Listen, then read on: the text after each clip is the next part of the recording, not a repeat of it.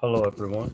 I hope everyone's enjoying their Friday. This is the Bajanred's call-in show. Um, yeah, so let's have some fun and let's have some laughs and yeah, man, let's enjoy our day. Hope everyone is well. Hope everyone is healthy and yeah, let's get to it and stuff. So realism. Thank you. Yes, like, subscribe, share, please. Dakota, what's up, family? What's up, girl? J- John, man, thank you very much, man. He gifted five, man. I appreciate that, man. Really appreciate that. Liam, how you doing, brother? Revenite was good, brother. Hope you all is well with you.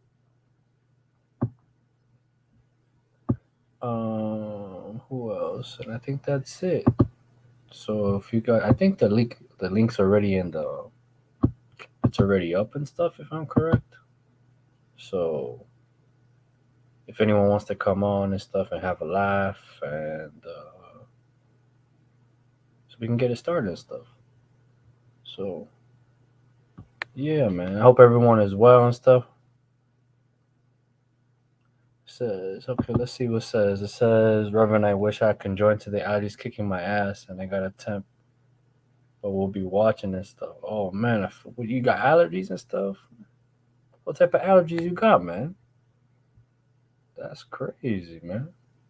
You know, it's funny. Like I've never really met anyone with allergy issues and stuff in my life.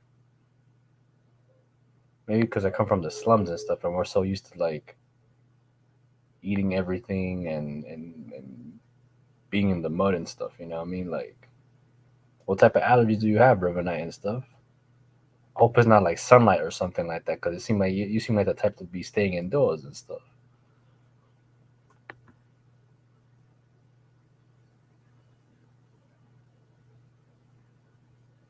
But let's see. Let's look at some Liverpool news while people call in and stuff.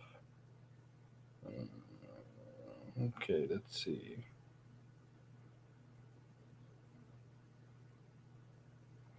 Okay, so Klopp on Allison. Allison has suffered a severe injury, not a short one. There is no real time scale on it, but it's a proper muscle injury. It isn't a short one. It is a rather serious one, but it's not a season-ending injury. So if I remember correctly, he had a hamstring injury,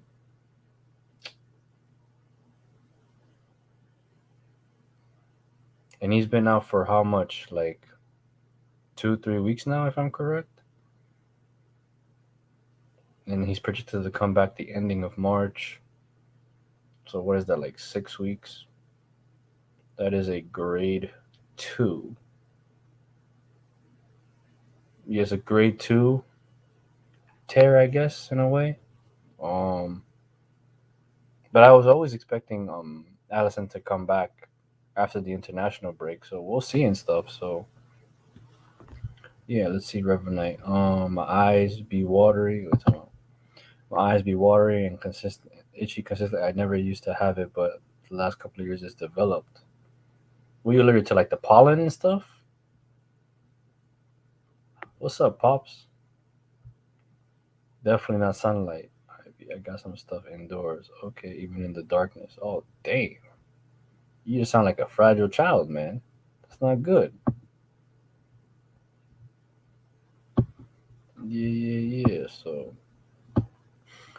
I think the whole media, well, the whole Twitter media is kind of like panicking now. Apparently, with the Allison news and stuff.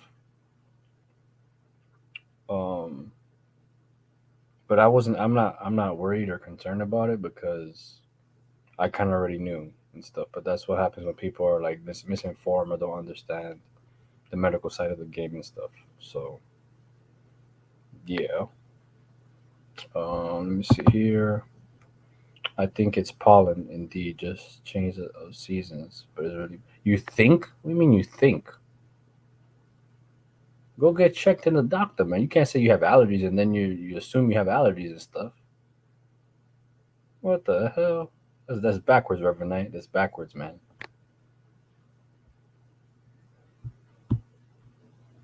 Mm.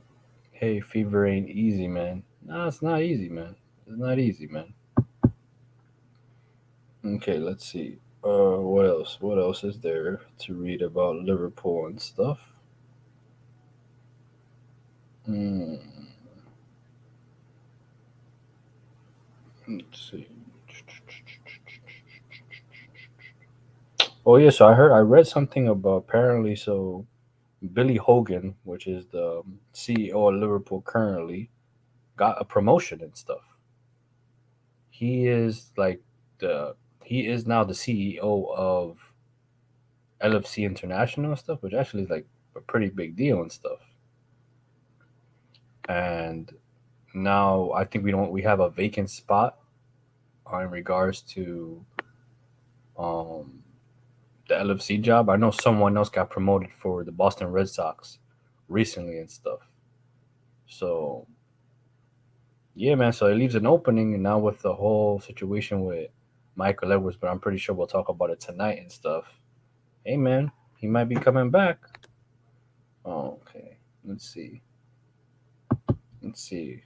My dad's a doctor. I told him, but he doesn't tell me to get checked. What the hell? Yeah, what type of doctor is he? Like, is he like a he steals organs type shit type doctor? It kind of seems kind of shady and stuff. He said it's probably allergies. Go get checked, man. Um, get the allergy test every night. Different kind of doctor. That's what I'm saying. Tell him, Dakota, man. Tell him. Oh man, thank you, John. Man, I appreciate that. I'm doing all right, man. I'm doing all right. Let's see. Today, what happened today? Um, just a regular day. My son is sick. My youngest is sick and stuff. He woke up. He was grumpy yesterday and stuff. He fell asleep early, which obviously, when it comes to kids, is like a sign and stuff. That something's wrong. And he woke up this morning. He threw up a bit and stuff. So he's been home all day. But other than that, man, I'm good, man. Everything good. Thanks for asking. Um,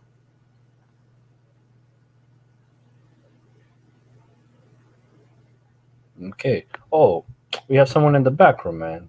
One of the regulars in the channel, man. Our brother Carmizzi, man. How you doing, brother? Angel, What's good, what's brother? good? You good, man? You All right, ready, man? all You right. ready? I saw you on Cloppish, man. You ready for the 10K, man? That's what's up, man. Yeah, so I'm doing a weekly training on the 10K. So right now, You run it um, every week? Like you run it, you prep, yeah, you run yeah, it yeah, every week? All right. it's part of the regime. But I have a race which is like just to get used to the race day in May, which I've already told you You, guys about the yeah, last yeah, call-in. man. Hmm. This one is about the night run on the 30th. The only tricky bit is because I'm a Muslim myself, Angel, and Okay.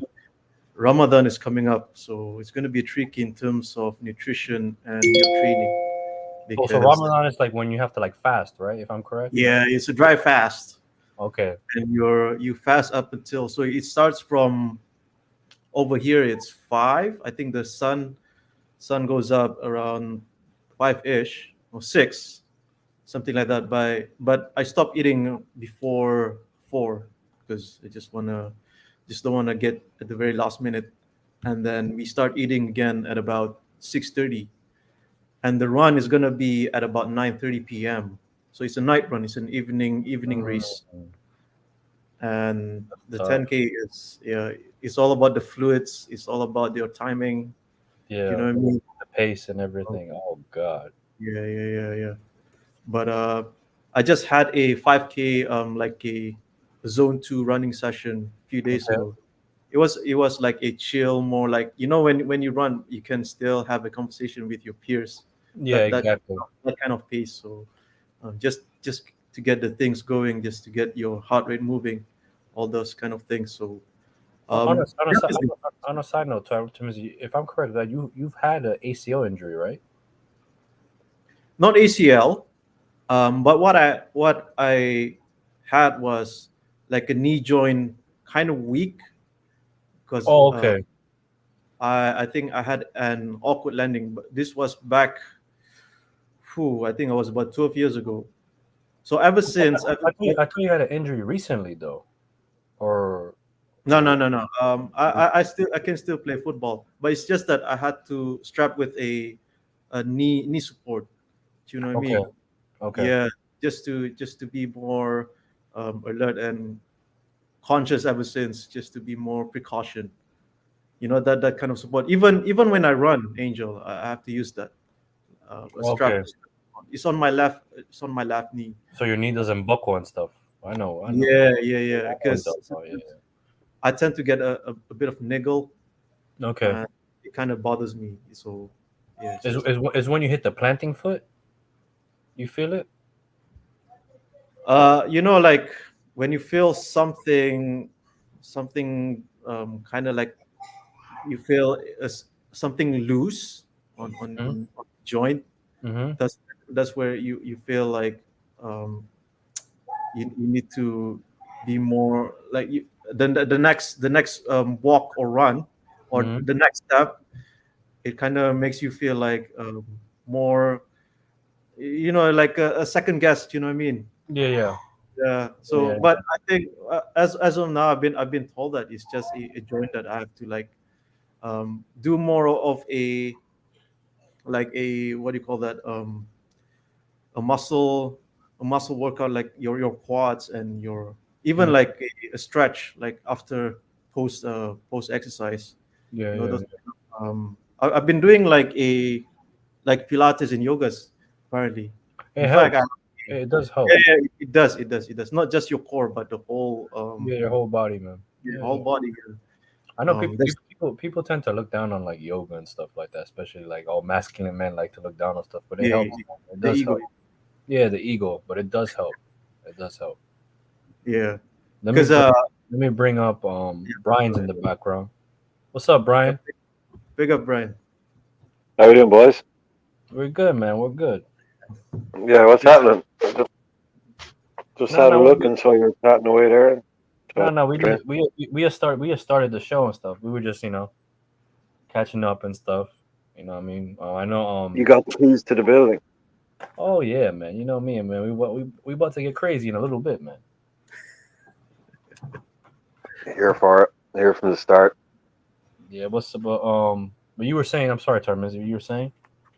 no, I think it's a great thing to incorporate because when you look at football athletes now, I think the Liverpool team, I think they have a week, because I remember I can't remember which one of the videos, but remember when during the COVID they said that they have a video call and then they have a yoga session that they've been Oh yeah, conducted. yeah. During COVID. Yeah, during COVID. Yeah, yeah, yeah, Yeah, yeah, yeah, yeah. because they couldn't go to the training center Mm-hmm. at AXA, so they have to do at home. But there's a group conference, and then they have their I think they have a lying mat down on the floor, and then just do.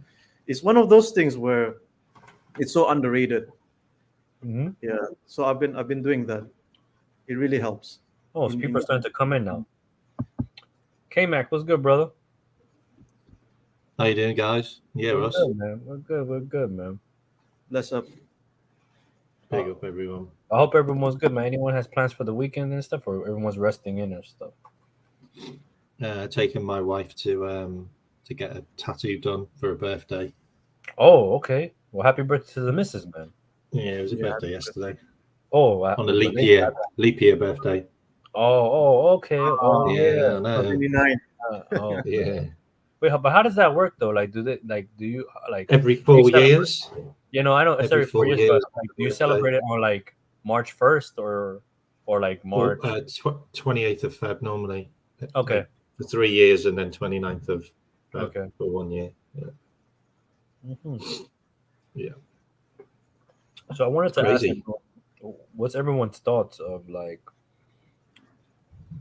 because there was rumors this week. I think Tarmizi brought up in one of the chats in regards to Michael Edwards Edwards. and stuff. Yeah. So from what I heard, I don't know the facts and stuff, but this is just speculation and stuff. So apparently, LFC wants Edwards back. That's what it seems like. But apparently, uh,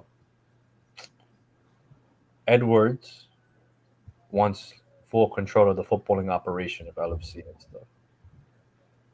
And now today was announced that the CEO of Liverpool is now, I guess, in a way, promoted to be the CEO of FSG International and stuff.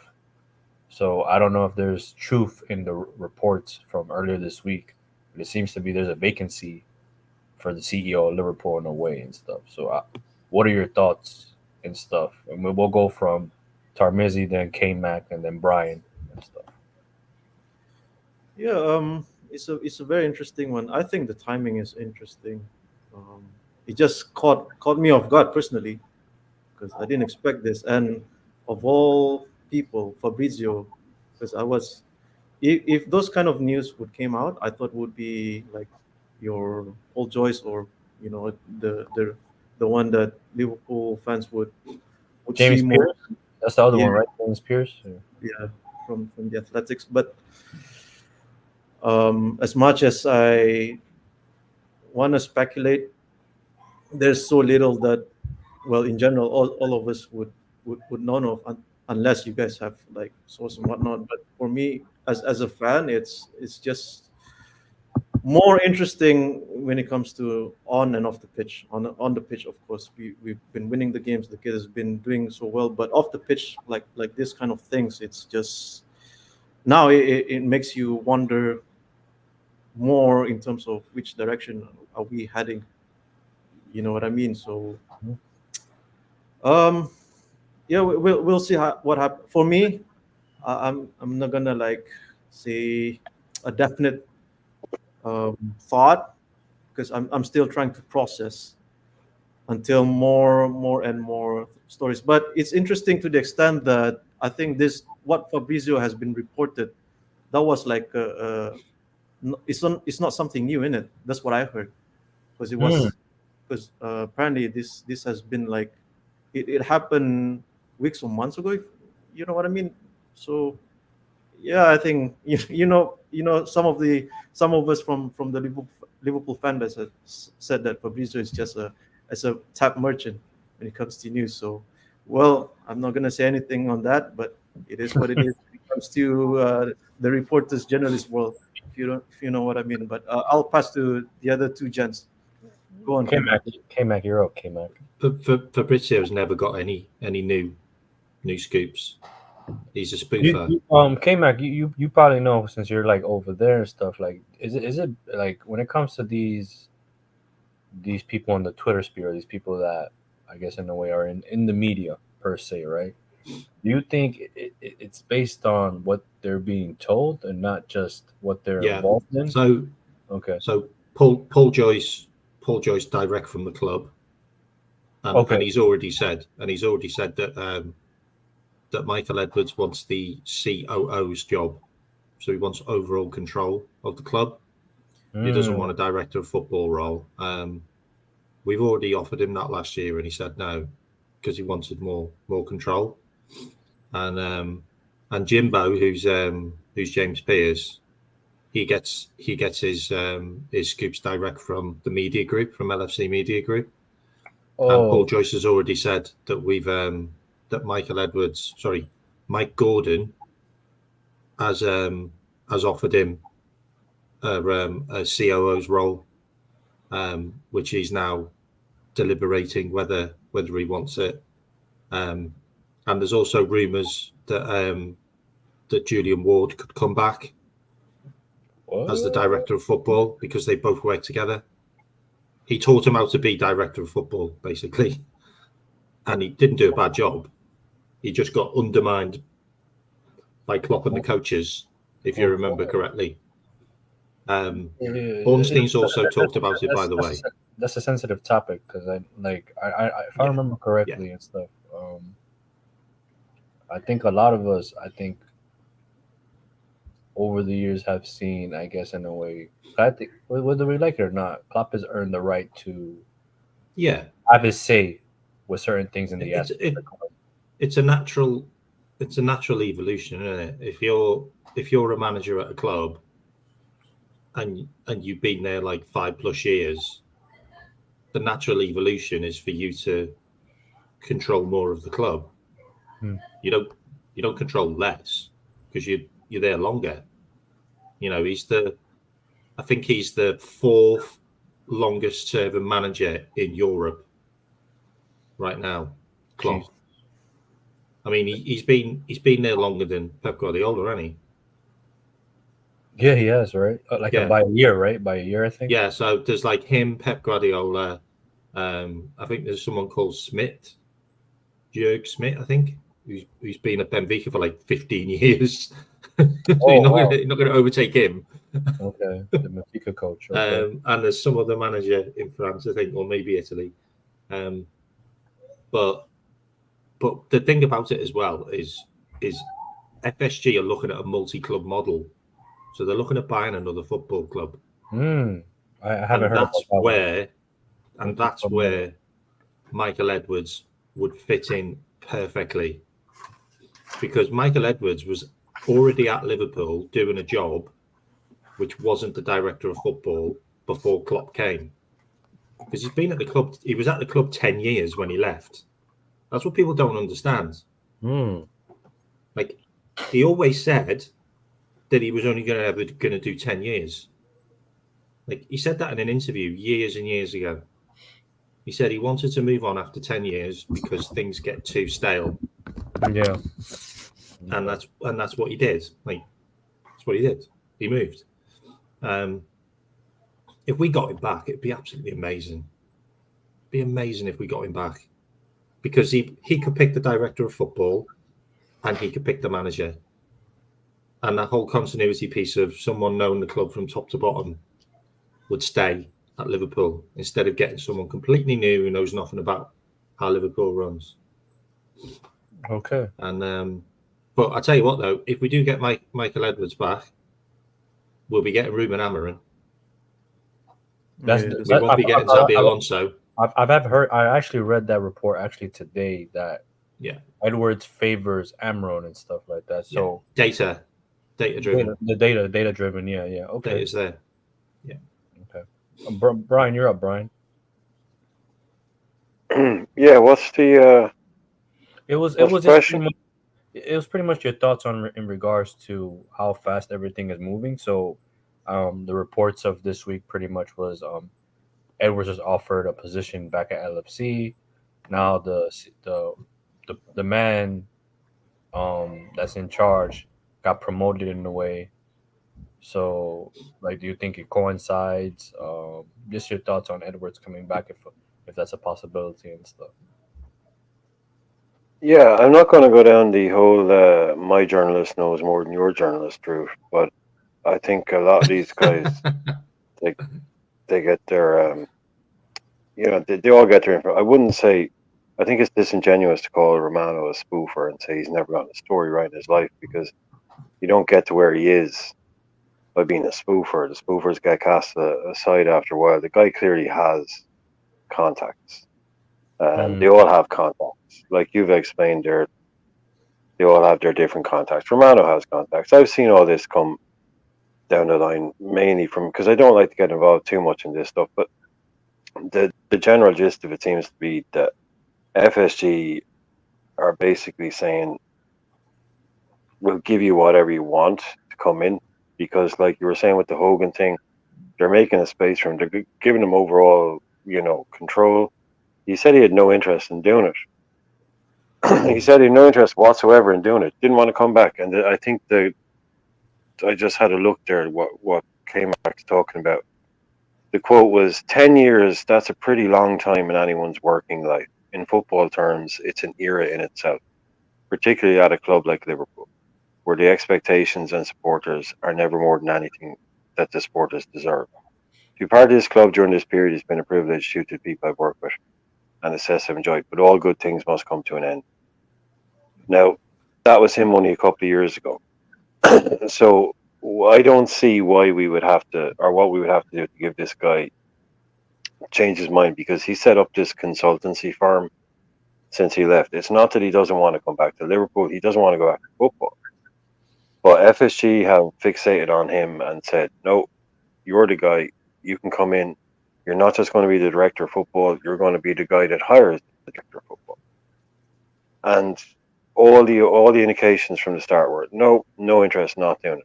So I don't like the look of this.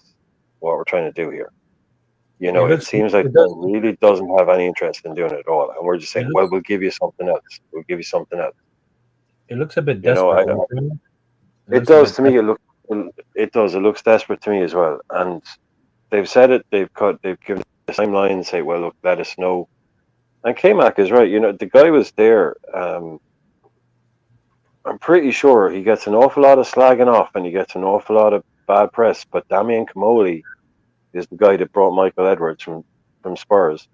He was working as a data analyst at Spurs, and we took on Damian Comoli, who was one of the original laughing stock directors of football. Damian Comoli was like, "There's this guy at Spurs. I want to bring him with me." Michael Edwards. FSC are like, cool. A few years later, he's the guy doing all these amazing transfer deals. So props to Damian Comoli on that one. But Edwards apparently, took Comoli's job. Yeah, by all accounts, Edwards is sick of football. It's not that he's waiting for a better offer. Or he's just sick of football. He wants to go and do his own thing. He was getting involved in completely different fields, not sport. So he's not made himself on the board of directors of his own company, by the way, which is a telling sign that he can escape his own company. That's just been clever. That's just allowing yourself to. Yeah, I get what you're saying, but it just seems like he's told Liverpool no a few times, and they're like, "Well, what if we offer you this?" So if we're having to force the guy to come back, I think we should walk away. Yeah, But the biggest common denominator, though, Brian, is Jurgen Klopp's not going to be there, and everybody knows it's not really a secret. Everybody knows he left because. Yeah, that was going to be my next question, K-Mac, and is pretty much like, isn't that it's a bit weird to me, and I'm kind of leaning towards where Brian is coming from, is that it's getting a bit desperate, a bit embarrassing for a club of the size of Liverpool to sit there and go after someone that rejected us already. It's not like we didn't offer him the position. I'm assuming K-Mac alluded to it in the summer. We alluded to giving him back that role back last year, if I'm correct as well. Yeah, well, why would you want to take a role that you left because you were getting undermined by the manager? Had to come back to that role to be undermined by the manager again. You can't really blame him. And he's been working. He'll be going back to the role with FSG. He's never stopped working with FSG. That's what we need to get in our heads. He never had a problem with FSG. He had a problem with Klopp. That's a fact. He had a problem with working at the club. But he didn't have a problem with FSG. He's always worked with FSG. Even when he left, he was still working with FSG. You can look at that yourself. He was doing stuff in the US with them. So he's kept a relationship with FSG. And now the Klopp's gone, the door's open. And FSG are like, well, you had a problem with Klopp. He's not here anymore. You can run the club. All we need to know about Michael Edwards is we had our most successful era with him and with his guy that he trained to do his job. And then when he left, we had our two really sticky years. But also we had our most successful time while Edwards was here, but there was also someone else here, which is and his name is Jurgen Klopp. Yeah, and apparently he had a problem with Jurgen Klopp. But yeah, the problem I see isn't the problem from what I can see wasn't with Klopp per se. It was the fact that his power was being diluted. Exactly, it wasn't a personal thing, but it was just that. But from what I can see, the job he's been asked back to do is the job above the job he used to do. So he'll be picking not the next manager, he'll be picking the next director of football, who picks the next manager. So they're offering him the keys to the building by the sound. But guys, don't you think it's a bit? I don't know. Like, does he have the experience to manage the complete footballing operations of LFC? He's never done it before. So Okay, can I just give you an example yeah, of go why ahead. of Go why ahead. this is a good idea? Go ahead, K-Man. Go ahead. Manchester United, David Dean. David Dean left, and then Alex Ferguson left shortly afterwards. Mm. They haven't done anything in 10 years. Like they've You mean scored Martin one Edwards? goal against Liverpool. They've scored one goal against Liverpool at Anfield in You 8 mean years. you mean Martin Edwards? Like, David Dean was at Arsenal. so, no, Dean. No, You mean Dean Martin was. Edwards? David Dean was at Arsenal. No. There was no Dean was. Is Dean it was David at Gill? Manchester United with Fergie. Oh, David Gill, I No, think. that was Martin Edwards. David David Gill. Sorry, Dean. David Gill. Sorry, David David Gill. Gill. Yeah, David Sorry. Dean was at Arsenal. Thanks, Star Sorry. Mizzy. It was a David. Yeah. I'm not a Man United fan, so. But this is the issue. Like, we lose every single bit of the club at the same time. That's really worrying, to lose everything. Like all the coaches, the manager, and what the managing the company owner who runs the company, the COO, he goes as well. Like, you've got no continuity whatsoever. Like, and you've also got owners that are based in America. Like, you need someone who knows Liverpool to then pick the next guy, if that makes sense. And then it kind of trickles down. By having Michael Edwards, he's been there, he's done it. He was at the club for 10 years, longer, I think. And he went from one role to another. So it's kind of the continuity that we need. So he's gone from what? He's gone from running data analysis to the data team to director of football. Then he's obviously been doing his own company in management anyway. And then he comes in as the COO. And then he hires the director of football, who he probably would go for Julian Ward, because Julian Ward still hasn't got a job, or Paul Mitchell. They're the two names that are being mentioned. And then they get the manager, who could be Ruben Amorim or Xabi Alonso or De Zerbi. They're the three that are going to happen. That makes perfect sense, that continuity. If you take away him and there's nobody, and you get someone completely new in, like Michael Edwards was at Manchester United, and a new manager, that could end in disaster. It just could. Like, we could not see another trophy for another 10 years. Yeah, just like Arsenal, just like Man United. It happened to both of those clubs. Mate, you're making it sound like this is an option we have and it's on the table for us. And if we don't go and do this, or we don't go and take it, this is the way this sounds to me. He's been offered the job. We have done this. We are attempting, but he's been offered the job that he's. Yeah, but look, all the evidence there. We've offered him the job. It's not like we're messing up somehow. It sounds like we're giving this. Like, if he does, like, basically what I'm saying is, if Michael Edwards doesn't come to Liverpool, because Michael Edwards doesn't want to come to Liverpool, not because FSG didn't go and get him. No, I mean, this is but I'm saying we should. It's in the ball is in his court. But we have gone. That's all I mean. We've gone massively for the guy. We've given him all everything to, like. We've gone all balls out to, stretch out the thing. It's in this ball, as far as I can see, is firmly in his court. It won't be that we've dropped the ball. We didn't get him. It'll just, we offered him everything, and he still turned us down. I don't think this can be framed as FSG not going and getting their man. I mean, that's the way I'm reading it. Like, it's everything is there. He's been offered everything. It's up to him whether he wants to come back or not. Like, am I wrong in reading it that way? That's the way I read it. It's not like we're hanging back. I see it the same way, because apparently I read as well. I don't know if it's true. You guys probably know more than I do, being I'm in the States.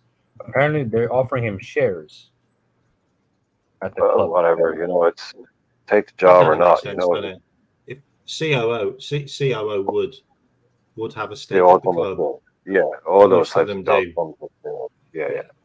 I'm sorry, but if you offer me a job at LFC and you offer me shares, I'm taking it. That's just me though. That's just a smart business move, I think. It's smart. And yeah, like you know what I mean. So he also, like, before he came to Liverpool, he was involved with banking. Like, I think he worked with, was it Royal Bank of Scotland or something like that? RBS. well, I I don't think know, he was a managing director with RBS. Like but he I was want involved in banking. Like I want to ask before I want to Liverpool. ask another question based on what K-Mac brought up earlier. LFC wanting to do this multi-club thing and stuff and invest into another club and stuff. If it was up to you, what club would you buy or be part owners of and stuff? If it was up to you, if you were FSG, and you had the option to buy another club and stuff, obviously be realistic. Don't say Real Madrid because that ain't gonna happen and stuff. But what club would you do and stuff? If for the first club of, let's say for example, the I have multi. one in mind. So let's go start off with Brian and then go to K Mac, then Tarmizi and stuff. Well, for a start, I don't agree with it. I don't agree with the whole system. I don't want us buying other clubs. I think Really? it's Wow. well, I think Okay. it's kind of sick. It's disgusting. It's just like these are individual clubs like that. Man City have gone out and bought 100-year-old football clubs that were existing to win trophies long before Man City even were a drop in the ocean for what they've achieved. They're buying Okay. up history. They're buying up the local. They're just buying up the legacy and the history of these clubs and meshing them all into this big, horrible, international conglomerate bullshit that's just there to design to make sure that they can profit from all of these things. It's not what football is about. This is not what football is for. It isn't to be a feeder club. A club like Auxerre. Auxerre is a world famous football club. The very idea that they can be seen as some kind of a feeder club for someone else, I just think that's disgusting from the start. I don't want us buying anybody. Go out and set up academies and do stuff right. Don't be buying up other clubs and making them kind of some whatever feeder club to your big horrible model. I don't know, man. I don't want anything to do with it. I don't want anything to do with it. But if we are going to do it, Waterford United. Watford, you Waterford said? United. Wait, what Yeah, team? Sorry. Is that your Waterford local United. club? Yeah. It's about 500 yards from my front door, came back. Okay. I can see the pitch from my house, like, so yeah.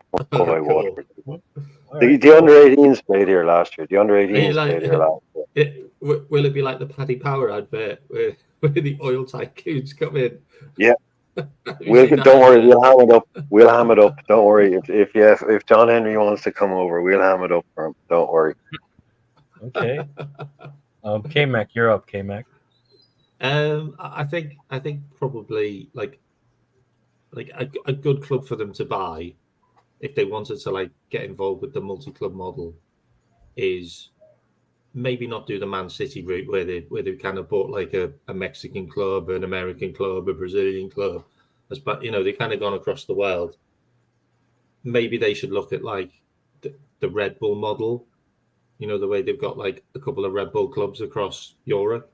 Mm-hmm. Maybe start off with the likes of maybe Stuttgart or Bayer Leverkusen, like one of those clubs who were kind of like near the top of the table, maybe not going to challenge, but always going to be there or thereabouts around the Europa League or Champions League. Okay. They're not owned by billionaires or anything like that. And But then isn't it a bit more complicated to buy a team in Can't Germany buy them. because No, of you can't buy the them. 50, like the 50-1 rule or something like that? I'm not We're really not sure. buying it. K-Mac, we're not buying a top like German club, dude. Are you crazy? We're not buying like it. These guys are buying like MX Mexico and Aztecas and teams in Australia. So we're not going to fucking Bundesliga and buying the team that's actually top of the Bundesliga. You think we no, could buy I said Bayern? Stuttgart. I said Stuttgart first. Or Leverkusen, you said. Stuttgart Yeah, I were in said a Stuttgart Europa or a League. Leverkusen. I kind of just threw Yeah, but Leverkusen in there. that's a pretty ambitious move. Like FSG just buy Leverkusen. We don't just want Alonso, we want the whole club. Like we'll just take Yeah, everything. We'll take Yeah. the club and then we'll just transfer Alonso over on a free. Yeah, and your chemicals business as well. Just take the whole lot, lad. Jesus. Yeah, you've We're got not to start sponsored off by with that these. chemical company. Yeah. But just go Okay, and, maybe like, I we'll don't start know, then. do some South American job, surely, right? Go and, like, No, set up a smaller club in Brazil yeah, or. maybe that Ecuadorian club where all of the Ecuadorian international players come from. Mm. What are they called? Esperanzas or something like that. No, in Ecuador is Vija something, if I'm correct. Yeah, then I Yeah, don't that's know. where like I all the just made talent. Esperanza up. It sounded Ecuadorian. Yeah, yeah. What about FC you? Esperanza. What about you, Tarmizi? Yeah, I was gonna say one of the South American that draws my attention is it's the same name with Liverpool. It's the other Liverpool in South America. I Oh, know Oh, yeah. in you're well Uruguay. with this, Angel. Uruguay, I yeah. think It's a one team of in the Uruguay. forward. Yeah. So one of the players, I think the striker, he was the star of the Under 20 World Cup, Luciano Rodriguez. Yeah, Some, yeah, yeah. yeah. And ever since I've been intrigued with this kid.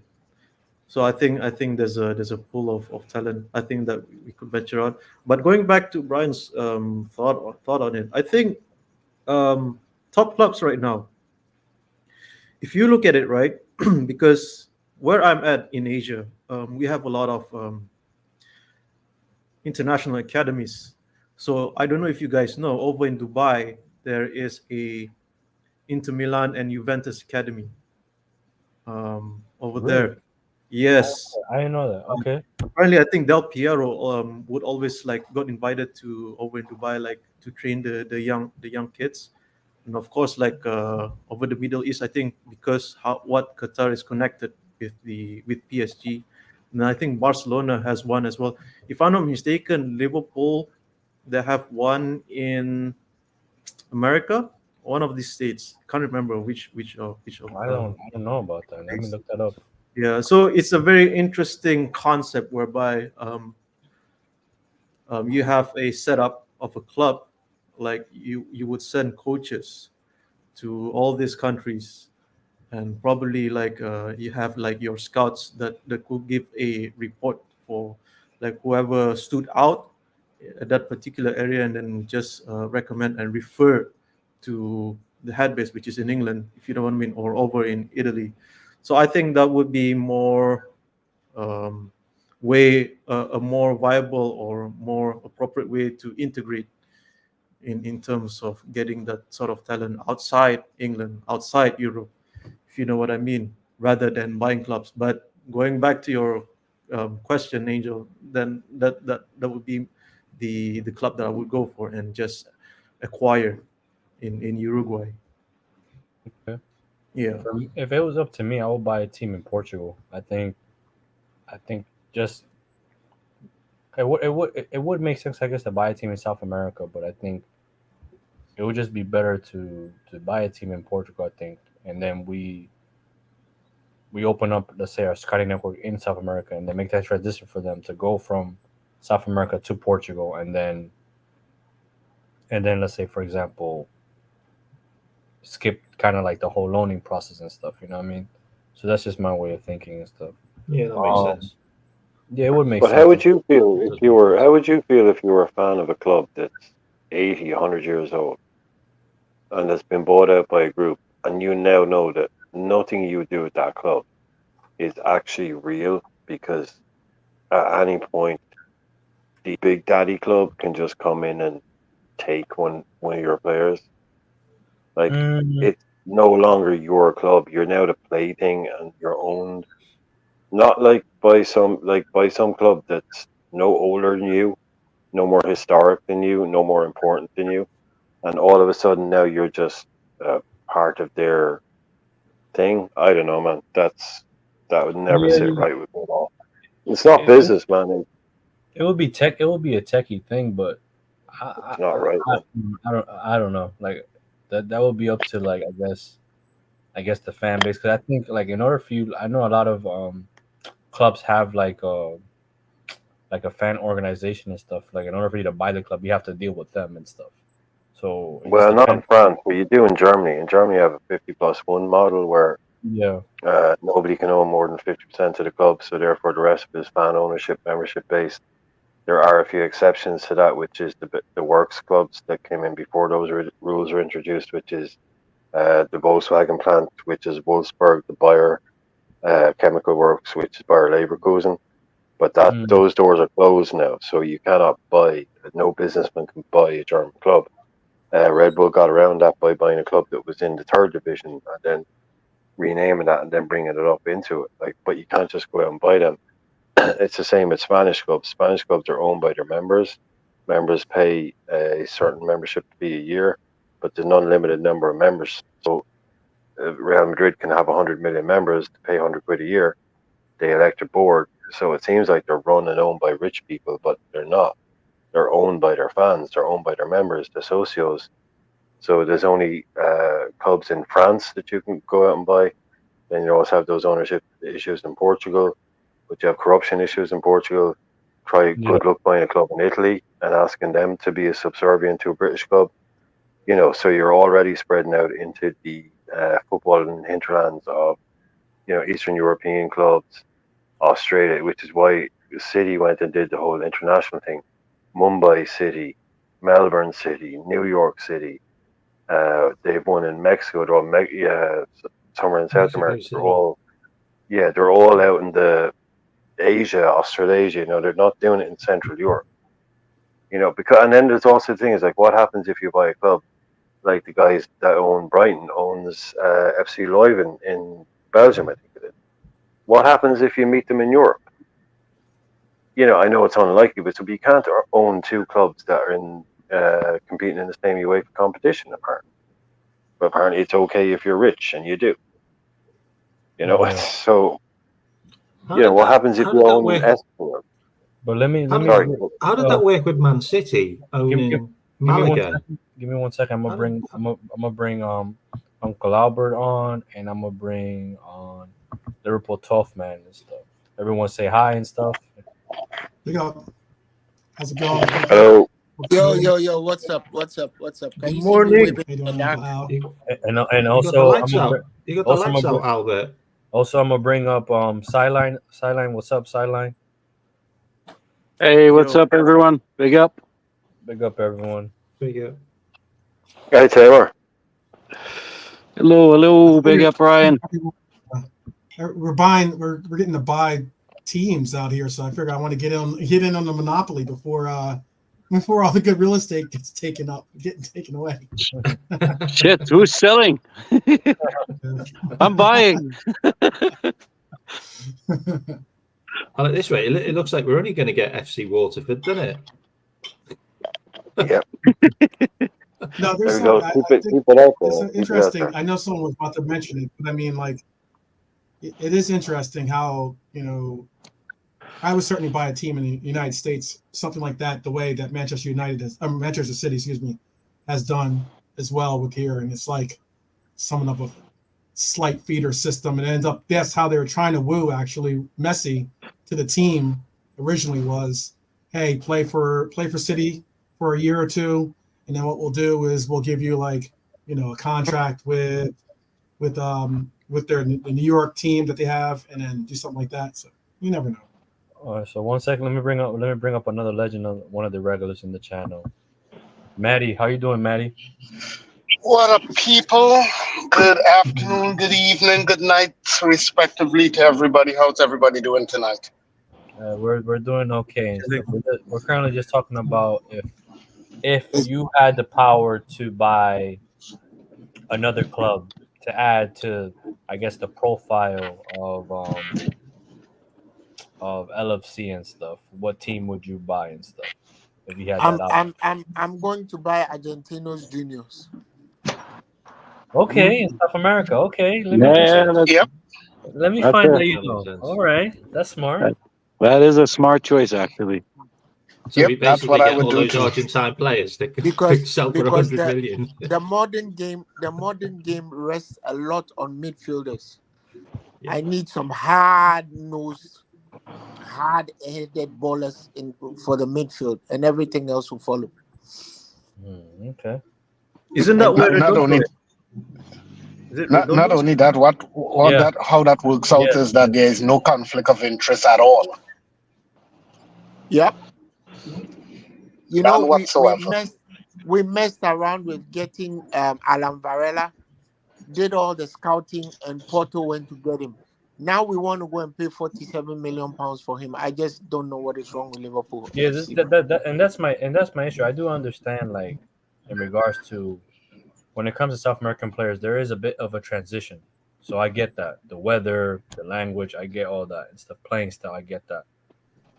But I think we need to have a better plan in place if we can't let players like that slip away, for example, and then having to pay double or triple. It just, There's, to me, it's not a smart business move for me, in my opinion. there's a big difference between forgoing Fernandes for 15 million pounds and going to look for him when he's worth 100 pounds. Same thing with Bruno Guimaraes. I mean, you can say whatever you want. Bruno Guimaraes and Enzo Fernandez in our midfield makes us a better team. That's just what it is. Okay.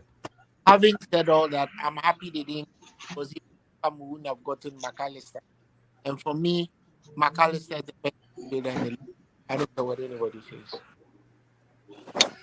I have a weird question because I don't know if any one of y'all may have remembered it, but wasn't LFC linked at one point in time with a football club in Uruguay?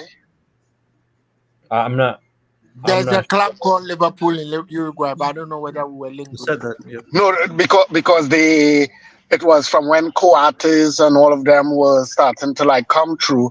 They kind of had a little agreement in place where they would kind of pick on these players across there or something to that effect. I'm not too sure about it, but they were linked with having ties to a next club in the South American region.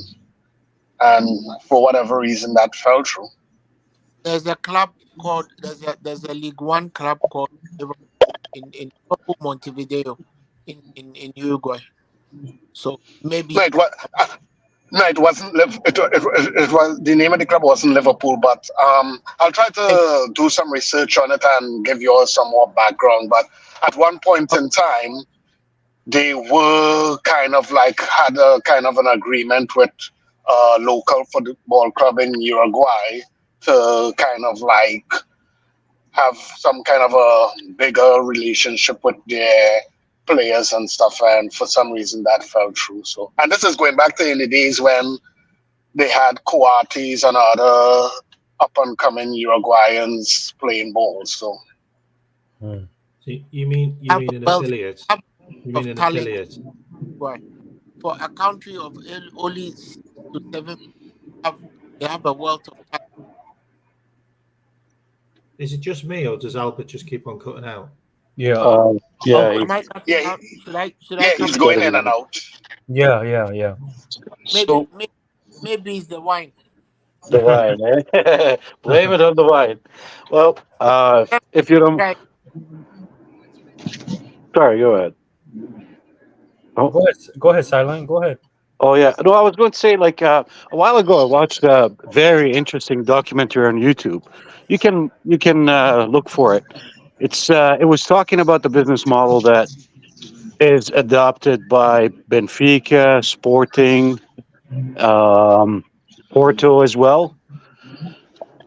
Um, these clubs, they make a lot of profit, way more than Liverpool, Man United, Man City. Oh, definitely.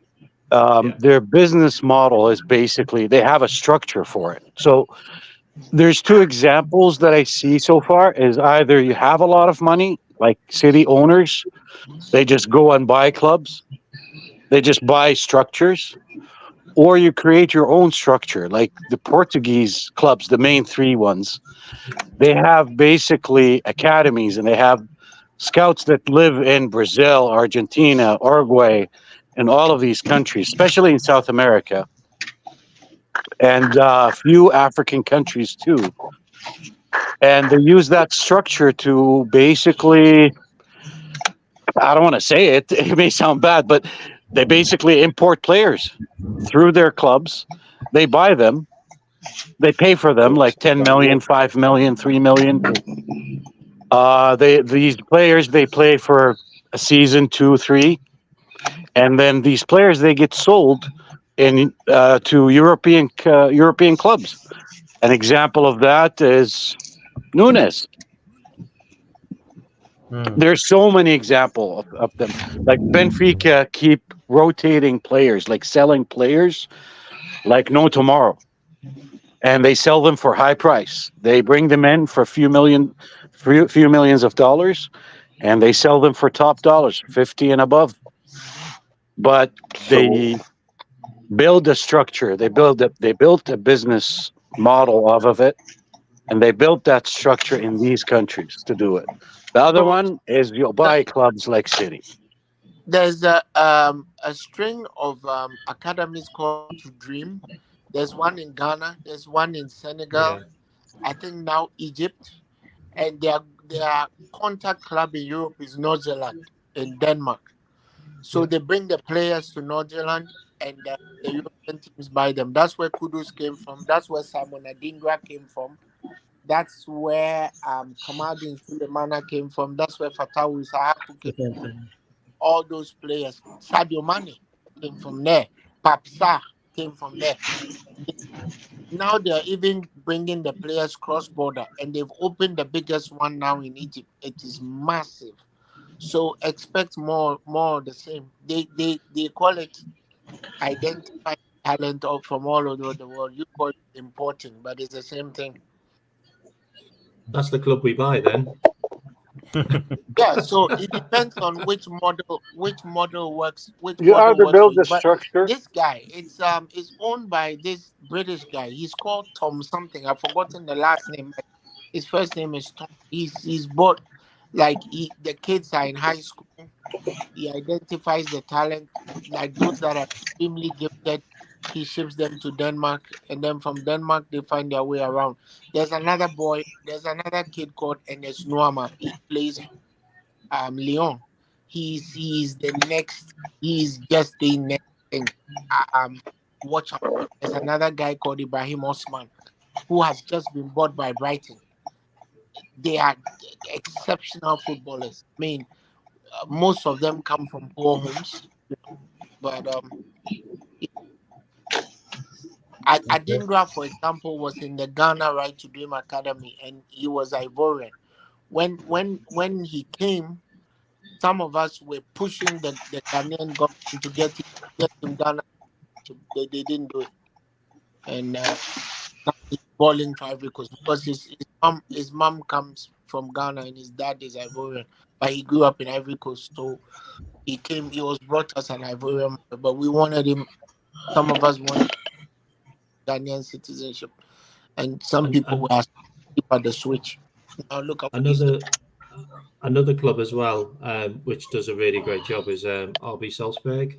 They've got a club which is like their B team, which is called Liefering, and Yeah, they sign loads of kids. FC Liefering, they sign loads of kids from all of these kind of countries, and they play in their B team, and then they obviously come through to their A team, and that's the likes of Dominic Sobolsai. What's the name? Did it as well. Mane went there. Mane was there. I think Keita was there as well, wasn't he? Yeah. There's loads and loads of players that have come through that academy. He was That guy who plays for Leipzig, Seco, he came through there. Haaland came through there.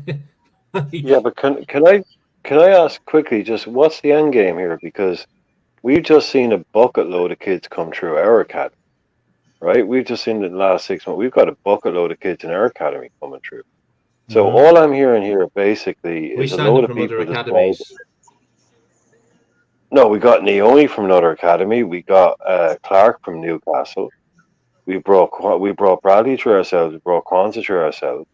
All I'm hearing now at the moment is basically a description of the football food chain. Portuguese clubs have always brought South American players to Europe. Those South American players go to Portuguese clubs, they prove themselves, and then they get deals at bigger clubs. What is it that people think we're missing out on? What is it? Do people want this whole We're not idea that we're we not should be missing going out. to Caicedo and buying Caicedo directly from Ecuador? Nobody is going to buy into that at the start. There's a football food chain. So okay, yeah, we can't go out and like, okay, we missed out on Haaland, Sabaze, all these players. We have players. There's a football food chain. Liverpool will always be at the higher end of that football food chain. I don't understand why people think that we're missing some trick by not cutting out the middleman, as it were, listing the previous 20 best young players in the world and pointing out how we could have gone to their clubs and got them. It's all nonsense. We are Liverpool. You can't sign every 16 and 17-year-old in the world. They go to other clubs, they prove themselves, and then they move on to bigger clubs. This But seems but I can't believe there's but something but being let me No, invented here, but we're missing let out me on let doing me push something that back. we're not doing. Let me push back a little on that. You see, there's a middle way here. Liverpool has an extensive scouting network. I'll give you a stark example of where we failed and failed utterly and completely. Liverpool sent Barry Hunter to scout Kudus for 2.5 years. I know exactly what I'm saying. He followed the team, the Ghana, the Black Stars team, all the way to Qatar. He was at their hotel. They didn't sign Kudus.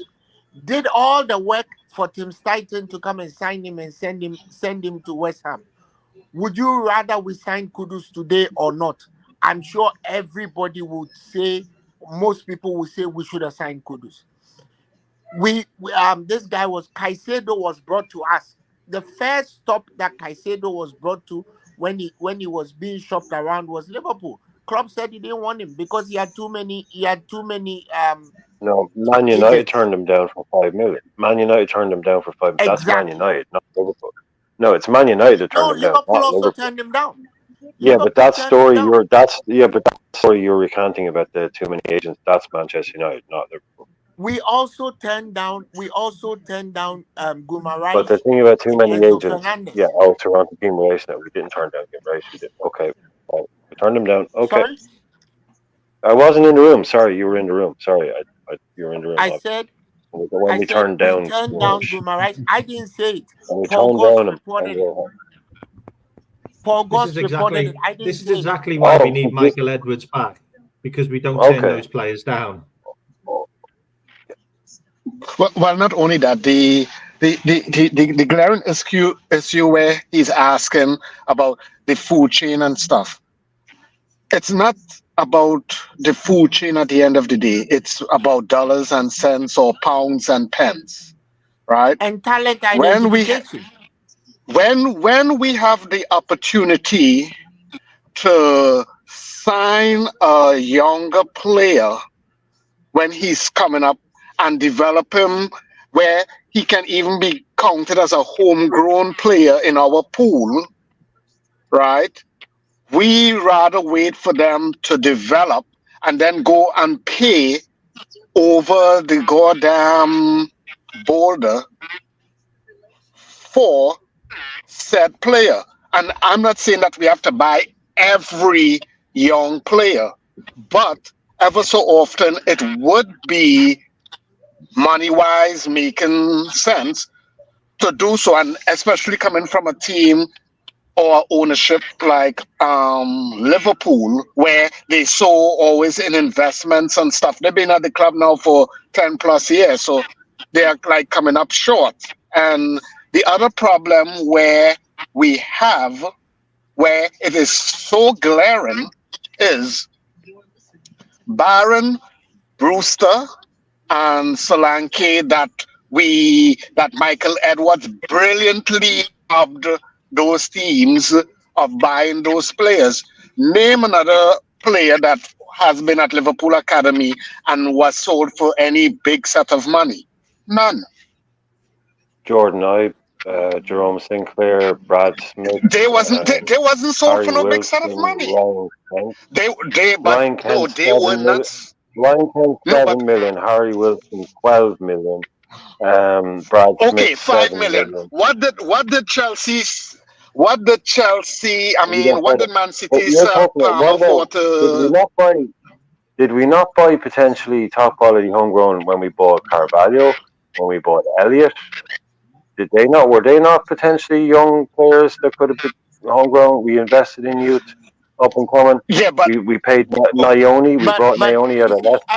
I don't know Carvalho. what the you argument is. Are you saying that it wasn't a mistake not to get Enzo Fernandez for 15 million I'm when you just could have gotten him? correcting some facts here. I'm just correcting some facts, saying we've never done this, I, we've never done that. I'm saying we've Oh, sold oh, players and we oh. bought. no.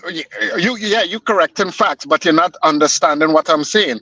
I'm not talking about no Oh, facts. I'm very talking about obvious. literally where you call out a whole bunch of names, Sinclair and Ives and them. But how much money were You they said who sold did we for? sell? No, you said we didn't sell anyone. I just told you players we sold. You said we didn't No, sell but anyone that's else. I just listened. no. I just, You're not listening. What I said, I did listen. I name did an listen. academy Don't worry. player who was sold for a lot of money. Baron What's a lot? Brewster, What's a lot? What's a lot? Define a Baron, lot. ba- Define a Yeah, lot. I Baron think I'd went for Brewster, and 15. Did I Solanke. go for 15? We sold out for 15 is 15. nothing. That is So nothing. 15 is not a I'm lot. saying Okay, It that's cost us fine. a That's fine. penny. no. Maddie You money, see, 15 is not a lot. And Maddie money. Maddie money no. means 15 You is see, Raheem not a lot. Sterling. no. That's Raheem You see, Sterling, we this is the sold for point that 50 you're million. missing. Take it to It 15 cost us million versus 500,000. 15 million versus 50 million. That's a whole Yeah, lot of a Raheem Sterling. difference. Raheem Sterling. Ra- 500,000 he cost us from QPR. We sold him for 50 million. Whatever, mate. Okay, Whatever. so all right, we are don't get crispy over it. I'm just pointing out the fact. I'm not being sarky with you. I'm We just don't asking the well with Mike and question. Edwards. You They're like all the You ice? sold know, under him. I'm just asking the question why, and then the other thing that you all fail to understand, most of the players who we do go and try to play, what is the problem that they have across the board? They can't do anything at the club because they have work permit issues and they have to send them out to clubs that don't give them that playing time where they can qualify. So that's all I'm saying, as in like there's a certain amount of disconnect that for a team like LFC, FSG, and stuff where they are so called the gurus of Moneyball and stuff, they are still kind of like falling short to an extent. That's all I'm saying. You know, I'm not Maddie, debating no facts Maddie, about I an agree. anything. example of what I you're agree. talking about is Awani. When we had Awani, we didn't use him. We had to offload him for 7 million. And given what Work permit. how he's playing today, he should have been a Liverpool player. At the very least, he would have been on the bench and come in when he's Yeah. needed. That's all I'm saying, Uncle. But some people, as I said, they get kind of like fixated on what I'm saying, not understanding the meaning of what I'm saying. So everything is everything. That's so good, man. That's so good. Albert, Okay. Albert, I spoke to you about the Awoni one. He could have Yeah. saved us a fortune. I'll- Change subject. Change subject. Yeah, change the subject. Let's just subject, change the please. subject. Oh, this is gonna There get is a business. Listen, everyone. Like I want to say this: that there is a fan perspective to this. There is a business perspective to this. The fans' perspective is we want to see good players in the club. I'll be We want right to see back, good. fellas. I'll be right back. all right, I'll be man. We right want to back. see, Chris, yeah. All right. We want to the see thing good players in the team. We want to see good players coming out from the academy, and that's happening with Liverpool. You know, Yeah, and it's been happening in the past 5-6 years. This is the model that Liverpool adopted to, and it's working football wise. Now, business wise, they may adopt a different. There is so many models out there that they can adopt to, and they can make more money off of it. Now, that's up to the owners of Liverpool. We can talk whatever we can say whatever we want to say as fans, but at the end of the day, if the Liverpool owners they look at the club also as how much they're going to make out of it for profit, it's a business for them. Yeah, I Yes, mean, it depends on what there's a works. It depends sport. on what works for you. If it works, Yeah, great. It's depends just, on what works for you. Because it's just that it's just highlighting some of the issues that have happened. Like I'm saying that Klopp deciding that he didn't want Bruno Guimaraes and Enzo Fernandez in favor of renewing Hendo and the other guy who left. that was a fucking mistake. I don't care what anybody says. That was really fucked up. And that's fact. I didn't say it. Paul Goss said it. And maybe if Paul Goss is lying, then I'm lying too. But deciding not to take Enzo Fernandez and Bruno Guimaraes at the time, and renewing Henderson and what's the guy that left to Brighton? What was his name? Milner. Milner, right? Yeah. And it's one of the reasons why Michael Edwards left. That was really fucked up. So maybe a potpourri of whatever works will work for all of us. I mean, Edwards right was now gone the before kids, Milner. right now the kids are working great, but maybe a little bit of everything. When you're making a stew, you don't just use one ingredient. So maybe a little bit of everything will work. I don't know. All right, so I wanted to ask a different question and stuff to move on and stuff. Go for it. Things are Go getting a for little it, bit man. spicy Go and for it. That's stuff. a good idea, Chris. Yeah. Go Angel, for I it. have to jump out. Oh, my bad. It got You spicy. do you have a question before you want to? No. I just want to say that no, I just gotta leave because I have to be at work at about in an hour time. But just want to say, blessings to everyone in the chat, and What All score right. do you Yeah, think big up, tomorrow? Tommy. 2-1. What score? 2-1 win. But if it's 2-0, then I'll be over the moon. Proper kills in it in the post in the goal post. You know what I mean? But I think it's 2-1. Yeah. I'll say the scorers would be Diaz and. All right, I've been hearing Jaden Dance and Dennis Troy. Let me put that out right now. It's Lewandowski, Robert Lewandowski, the next big thing. But that's all I have to say. Bless up. All right, and Tormezi, I'll take care, speak man. to Thank you you for soon. coming Take on, care. man. Big up, I mean, Tommy. enjoy work, man. Some of us are retired. And no worries. Thanks, Uncle. And Big up. if we keep if we keep a clean sheet, you got to do an extra 5K.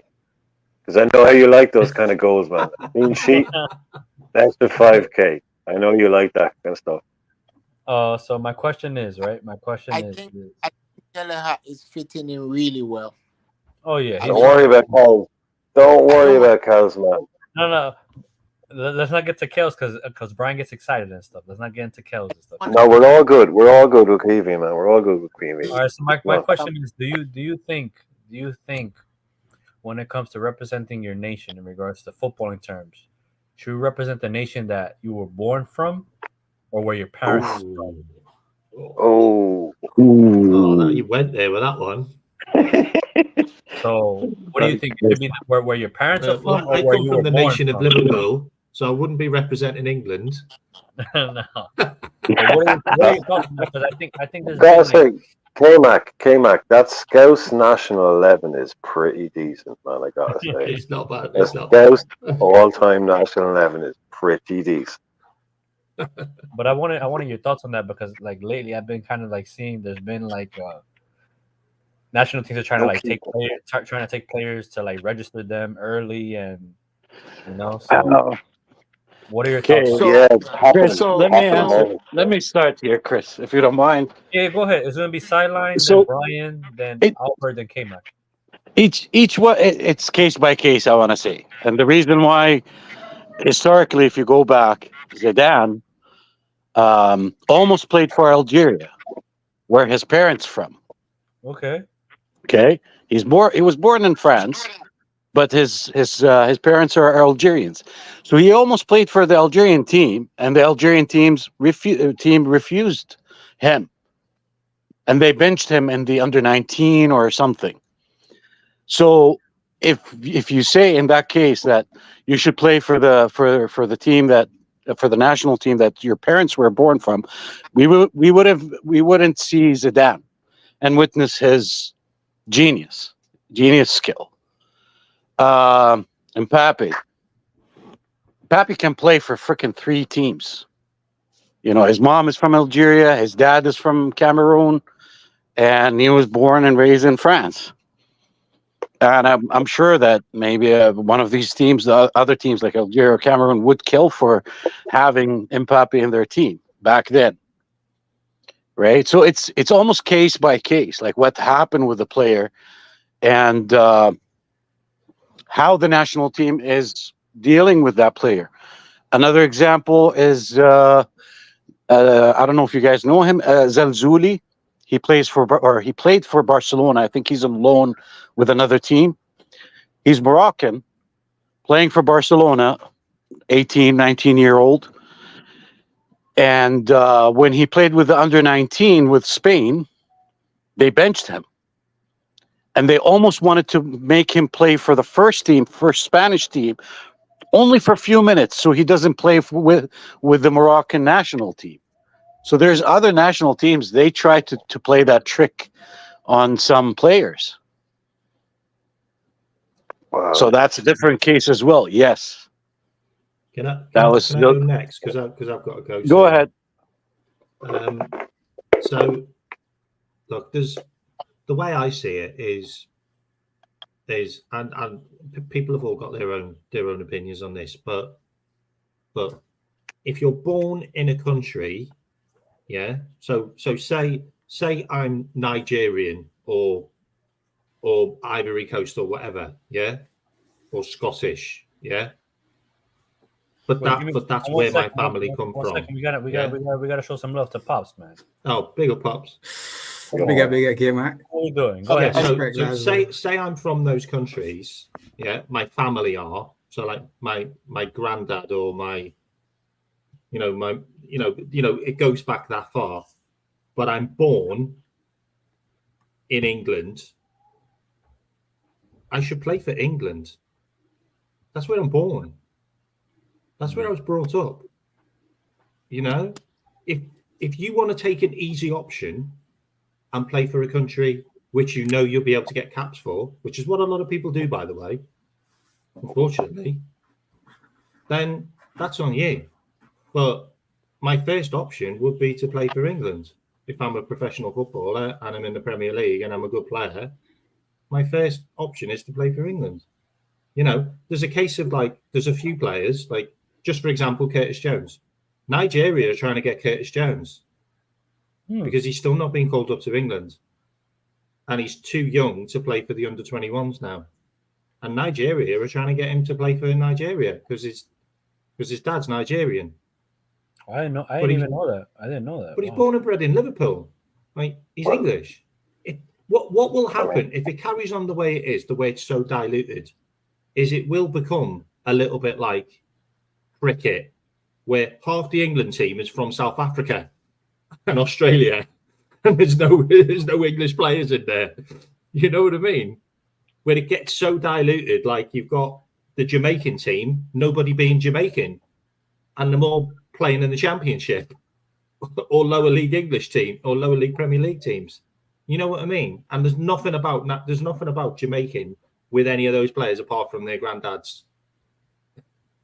When they're all born in London or Birmingham, and they should play for England. You know what I mean? That's just my opinion on it. But if I was the person, that would be my natural choice, is to play for the country that I was born in and raised in. Okay. Discuss. Okay. Okay. So, Kim. who's next? Let me just say one quick thing. Go ahead, Pops. Go ahead. There are a lot of people who were born in countries that actually then are not citizens of that country. So if your mom and dad were not from that country and you were born in that country, that is true. You don't necessarily get citizenship of that country. So it doesn't give you the right to play for that particular country. I'm in the passport. Okay, I'm in the passport. Yeah, like where I'm registered. So being from Ghana and knowing the African story, K-Mac, you guys went and colonized a quarter of the world. right? Oh, Oh God, I can't believe you've gone there see, with that. Chris, I No, knew I'm, you I'm, and I'm your coming to a Chris, point. this Hold on. passion, man.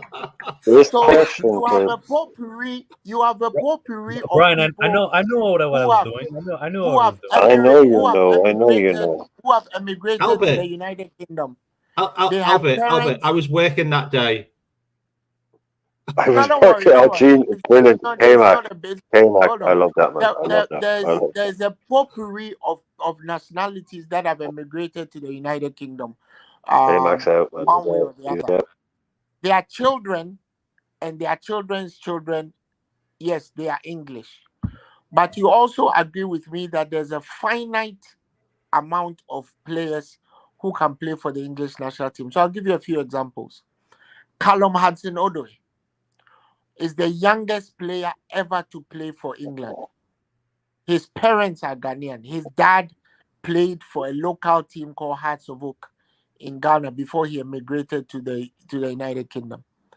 He was played for 3 friendlies. He's never got a call up. So Ghana have asked him to come and play for Ghana.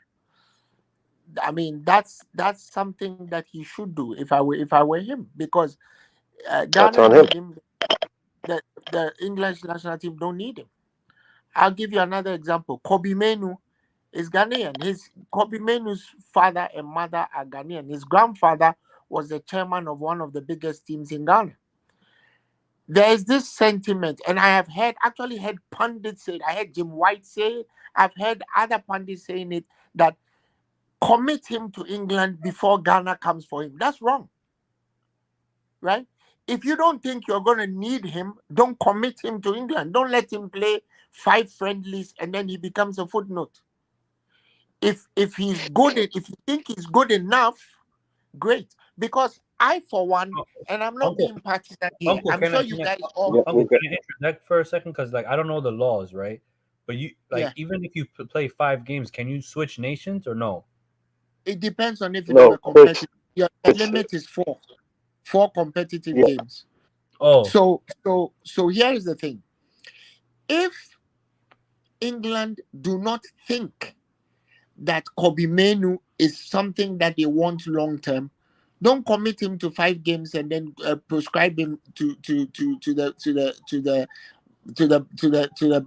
mosaic, because I can't understand why England are talking about playing Kobe Menu and not talking about playing Curtis Jones. Curtis Jones is one of the most informed footballers in the EPL right now. But the talk is Kobe Menu is promising, let's commit him to England so that he can play for Ghana. That's wrong. They did the same thing to Alex Iwobi. He played Well, 2 games. He didn't play again, and he's going to play for Nigeria. He's done very well for Nigeria.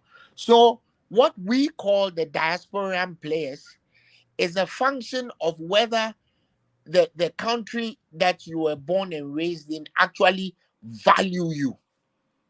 There is also, and I know you guys won't understand where I'm coming from, but there's also this little element of racism.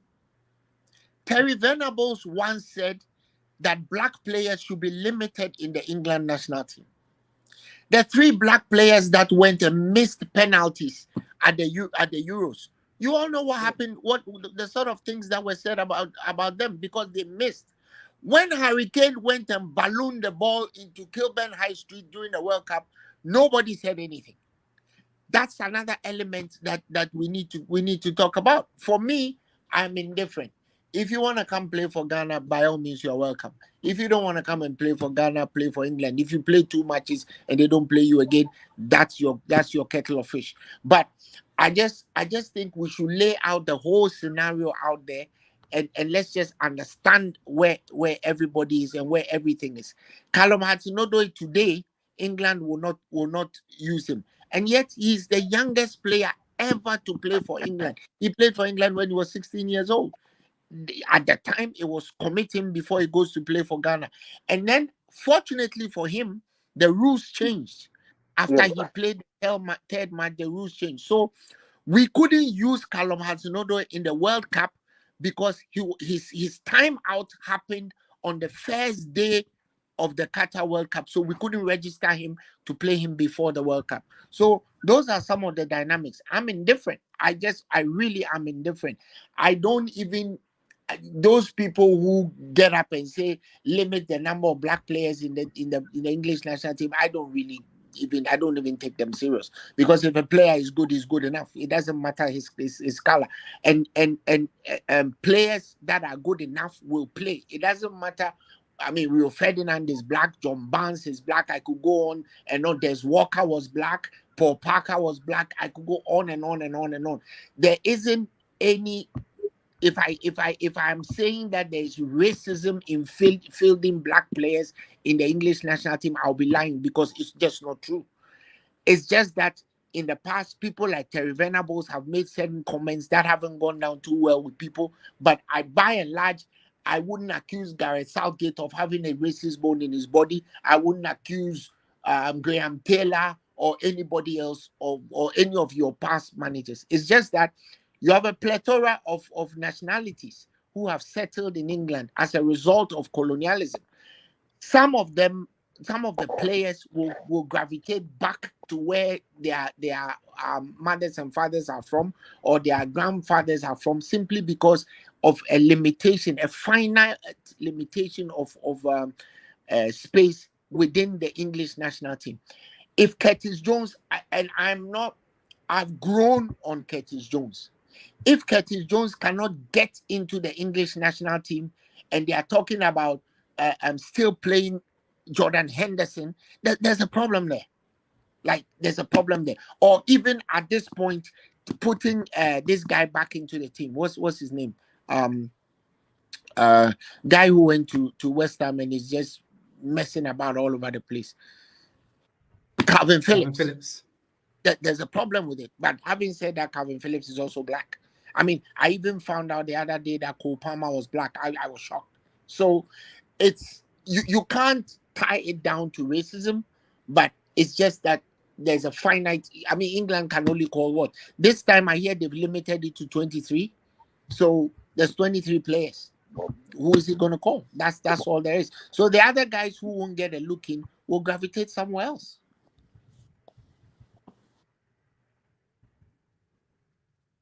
Brian, I think you're up, Brian. Oh yeah, is it me? What was the question? The thing with the people on who do you play for? Yeah. Okay. Look, we all know. We all know Brian will play for England and stuff. Yeah, look, you do what your dad tells you to do. First of all, that's a good rule in life. If your dad tells you playing for Nigeria, you're playing for Nigeria, right? If that's what your dad tells you to do, that's what you're doing. Okay, that's an easy life. Next one is you follow your heart. We live in where are we now? 2024. I mean, come on, like, there's people in every country now who are from every background, every mix this and mix that. So, you know, if you're first generation Ghanaian born in Ireland, or if you're fifth generation Nigerian born in Canada, if your heart says to you, I want to play for Nigeria, then you go and you play for Nigeria.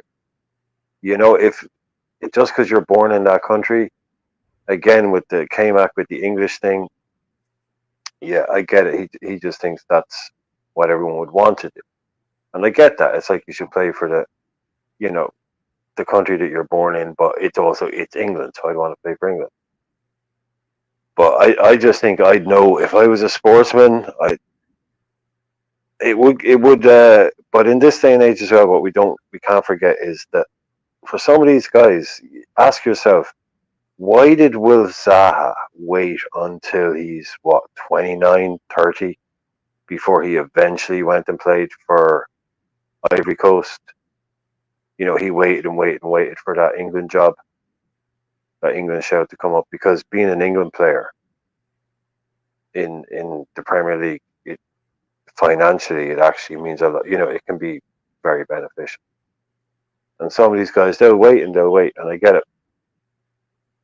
So, yeah, I don't know, but just you'd like to think that everyone would kind of play for the country of their birth, or play for But you see these guys, some of these smaller, these guys that play for small countries, and they're never going to win anything.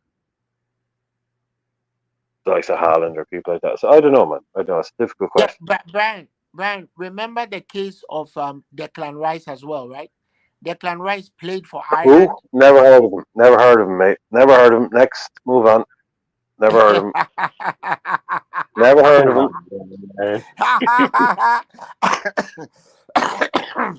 Oh, I thought I'd throw that low blow in. All the way, Albert. All the way. The guy was here from under 11. And you were talking about earlier on, he had friendly caps. He was on the bench in an international game, and if he come on in that game, he was capped. He was on the bench.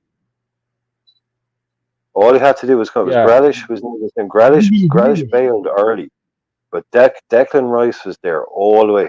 And my favorite thing is when English people try to explain to me, they're like, "Yeah, but Brian, he had a much better chance of winning stuff with England, I was like, oh, really? Is that why he left? As if they, that's not the guys. That's not the issue. Guess what? He's winning more with England. Yeah, we know. But the guy was Brian, literally on the bench all the way up. blame the manager for not capping him? Because the manager should have capped him. No, but this is the thing, The Albert. People manager are should have talking. kept him. You can't force a player onto the pitch. Like, Callum Hudson-Odoi wasn't capped by England. He showed up, dude. He showed up to the meet and put himself in a position to be capped. They didn't show up to his house, kidnap him, drag him to a pitch, and then put a cap on him. He showed up to those England games, put himself in a position to be capped.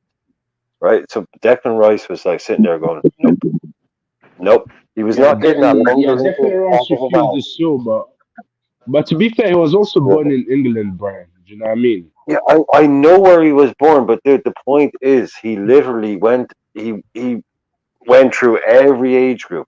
Okay, this is we understand why he left. What we're saying is, what people need to realize is, Declan Rice was here from day one till day X. He went through all the age groups at Ireland, and then fucked off things. It's not like we didn't know. We know, but it's like, just go to England when you're under 14s. Just like, no, they don't want you. So he came to Ireland because he wasn't good enough to play for England under 14s. He couldn't get in them things because he wasn't good enough for England. He got dumped off by Chelsea because he wasn't good enough for Chelsea. That's just the thing. It's just called loyalty, man. We understand the fact. We understand the big bad world. But he was here from day one, and then as soon as he got that big offer, out the door. So anyway, look, we know what the reality is. But that's international football. Will Zaha waited around all day to the age of 29 to get an England cap. And he goes, oh, okay, and I'll get one. Oh, hello, Nigeria. I'll go to your thing now. I'm 29. I've been mugging you off. Yeah. Another guy that we wanted was Edin Ketia, right? He came to Ghana. He came to meet the FA. They spoke to him. As soon as Ghana wanted to cap him, Southgate capped him. You know what he did? You know what Southgate did? He put him in the team. He didn't come on. And then in the next meet, they called him, and then he played extra time, 3 minutes of extra time. So now he's come back to the FA that he wants to come and play for Ghana, and Ghana says, we don't want you. Fuck off. Go and play for England. Exactly. That's spot on, man. It was too late. So I have another controversial question and stuff. Just to start off and stuff. And I'm start off with Silent and stuff. You know what I mean? I hope Silent's okay and stuff. Silent, this is for you. Okay. Who do you pick all time starting 11, South America, or all time starting 11 European players and stuff? South America all the way, buddy. All right, brother. South America. Nice and easy.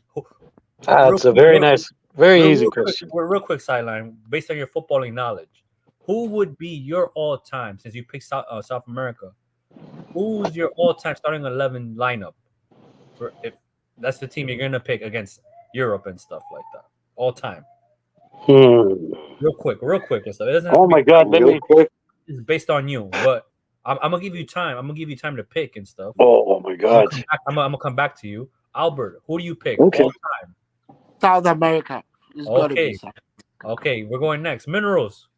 And Albert, Yeah. I'll give you time to pick your starting 11 all time. I top can of give head. you that Yeah, right now. I don't have a problem I giving it to pick you right Europe. now. Yeah, Yeah, Angel. Yeah, I'm I getting pick some Europe for names me. here. Europe Mineral, still. Mineral, 1 second.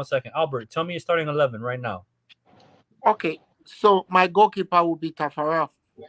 Ooh. Yeah, Teffarel. Yeah, I had My Teffarel. goalkeeper will be What about Tafarel. My Tigita? full, What about my Tigita, Albert? no, Minerals. Just be quiet. Let me It's No, finish. he don't get. too I'm Colombian, Please. fancy. and I'm Too Colombian. Let I'm fancy. me. telling you, Tafarel gets there over. My fullback will be Cafu. Hmm. Careful. Carlos.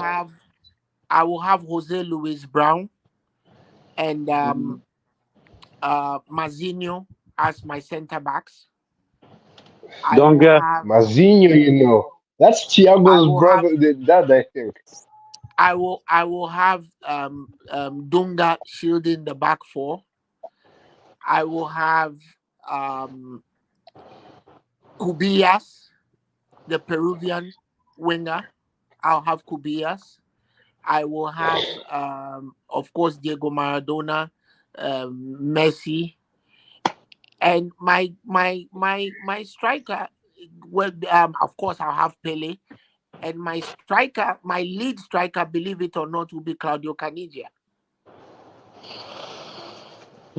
I thought he was a fantastic player, fantastic footballer. Okay. He invented the art of diving, but I thought he was a fantastic player. Okay. All right. Yeah. Minerals, you're up. Minerals. So who do you pick? European in goal, yeah. I have to go for. I have to go Well, for Casillas, yeah. Minerals. If you need time, we can come back to you and stuff to pick your starting 11 and No, stuff. I don't need time. So Okay. Casillas, yeah, in goal, yeah. Right back, yeah. I go Philip Lam. Oh, okay. And center backs, yeah. Noah, you are showing your age. Yeah, relax. Center backs, yeah. Center backs, yeah. I go Rio and Terry. And left back, yeah. I go with Ashley Cole. Lizarazu. I go with Lizarazu at left back. And then in midfield, I'm going to play in a 4-2-3-1 midfield. I'll go with Makelele and Kante. Makelele and Kante as a double pivot, yeah. And then as a number 10, yeah. I'm gonna go with what do you call it? Number 10. I'll go with Del Piero, right? As a number 10, yeah. Front three, yeah. CR7 up top, and CR7 up top, yeah, obviously, and I'm Bale, yeah. A right wing, and then left wing, left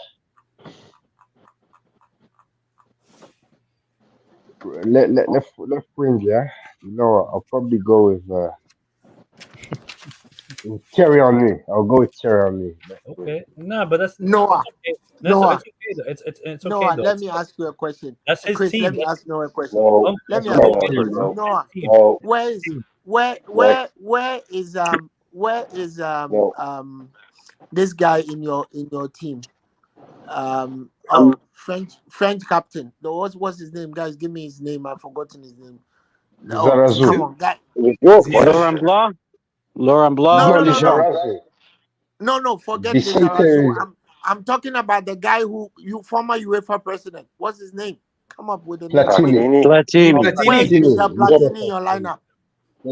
But there's only 11.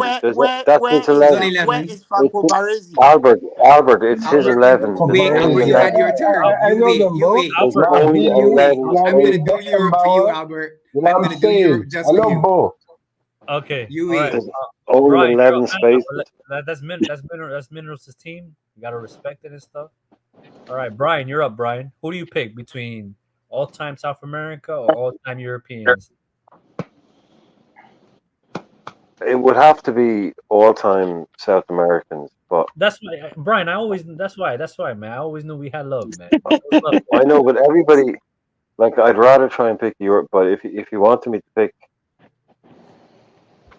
I'd know. I'd probably go with like you see, the goalies aren't as good, but yeah, I'd probably go Seni, Jairo Seni, that played for Brazil. I'd probably go Jarzinho at right back. I think I might go Roberto Carlos at left back. I think maybe Walter Samuel and Lucio at centre halves, or maybe Aldair. No, Lucio for Brazil. Oh shit, I don't know. No, not Lucio. But yeah, I'll go with him anyway. Lucio, Walter Samuel, Fernando Redondo, Carlos Valderrama, and I'm going to put Maradona in the midfield so I can somehow get Romario, Ronaldinho, and Pele in the front three. And there's no Messi in that team. So yeah, it's stupid. It's stupid. Like an all-time South American 11 is just like an all-time South American 22 is almost impossible to pick. There's Yeah, still going I to be agree. 15 players where everyone's like, "How have you not got him? How have you not got him?" I mean, yeah, like just yeah. I've left out like half. I've left out 7 of the best players ever to play the game, Like 7. and that's just But, off but the top of my like head. Chris, yeah. By the way, I changed the number 10. Zidane is now in my team. Okay, Number no 10. problem, no problem, Minerals, no problem. Problem, Minerals. All right, Pops, you're up, Pops. I think you're taking notes over there, Pops. No, I was just doing some doodling for myself. Okay. So who do you pick all time versus who? I'm Who do going you pick? Europe just because everybody can pick South America, so I'm going Europe. Yeah, we Just need for some my balance, sake. Pop. Yeah. Good man, Pop. So I'm going Yashin. I'm going Nice. Baresi, Nice. Bikaiser, Maldini, and Lam. Yes. Perfect. I'm going Zizou, Mateus, and Rudhullet. Unbelievable. I'm going Unbelievable, Ronaldo, Van Basten, Platini or Cruyff, Platini or Cruyff, Platini or Cruyff. Cruyff, Which one last Cruyff, name? Cruyff, Yo, Cruyff, put Cruyff, both of Cruyff, them. Cruyff, Put both of them in your team. Have 12 men, man. You Nah, can't Cruyff. separate those two. Cruyff. Cruyff. You know it's Cruyff. See, this is Pops, man. Pops is a man of taste, distinction, and talent. Cruyff is a legend, but Just to make no it respect interesting. for Just to people make that it lose interesting. Pops, 4-0 in where's finals. Georgie? Where's Georgie Best in your team? See, this is where we go. Where's Where is R9 in the your Why team? George Best Albert, Where's R9 bro? in He's your Come team? on, Where's come on. everybody? No, you know what? I didn't Don't- put No, R9 no. in my team because I honestly think Kanidia is a better striker. That's But my that's madness. what But I anyway, think. Kanidia is better I than I Arnett. don't even like I it, was man. completely sold on Kanidia because of the 1990 World Cup and how he played. He So was Albert, unbelievable. put Best in my team and tell me who you're taking out. You know what? That's tough. Some people say, That's tough. and I didn't see enough of him, but some people say he's the best footballer Europe has ever produced. Maybe Brian and Sideline can correct me. That's what some people say. That's what I'm just asking you. He was up No, there. you There's look, no doubt. Albert. He was up there. People who have seen some of the best players of all time will say when they were around the time will say the best was as good as everybody, better than everybody. Yeah. It all depends, but there's always like, I mean, you're talking about like, it's just like who cares who's better between Cruyff, Pele, Maradona, Messi, Zidane, Hullet at his best, Maldini, Laudrup, Platini, all these amazing players.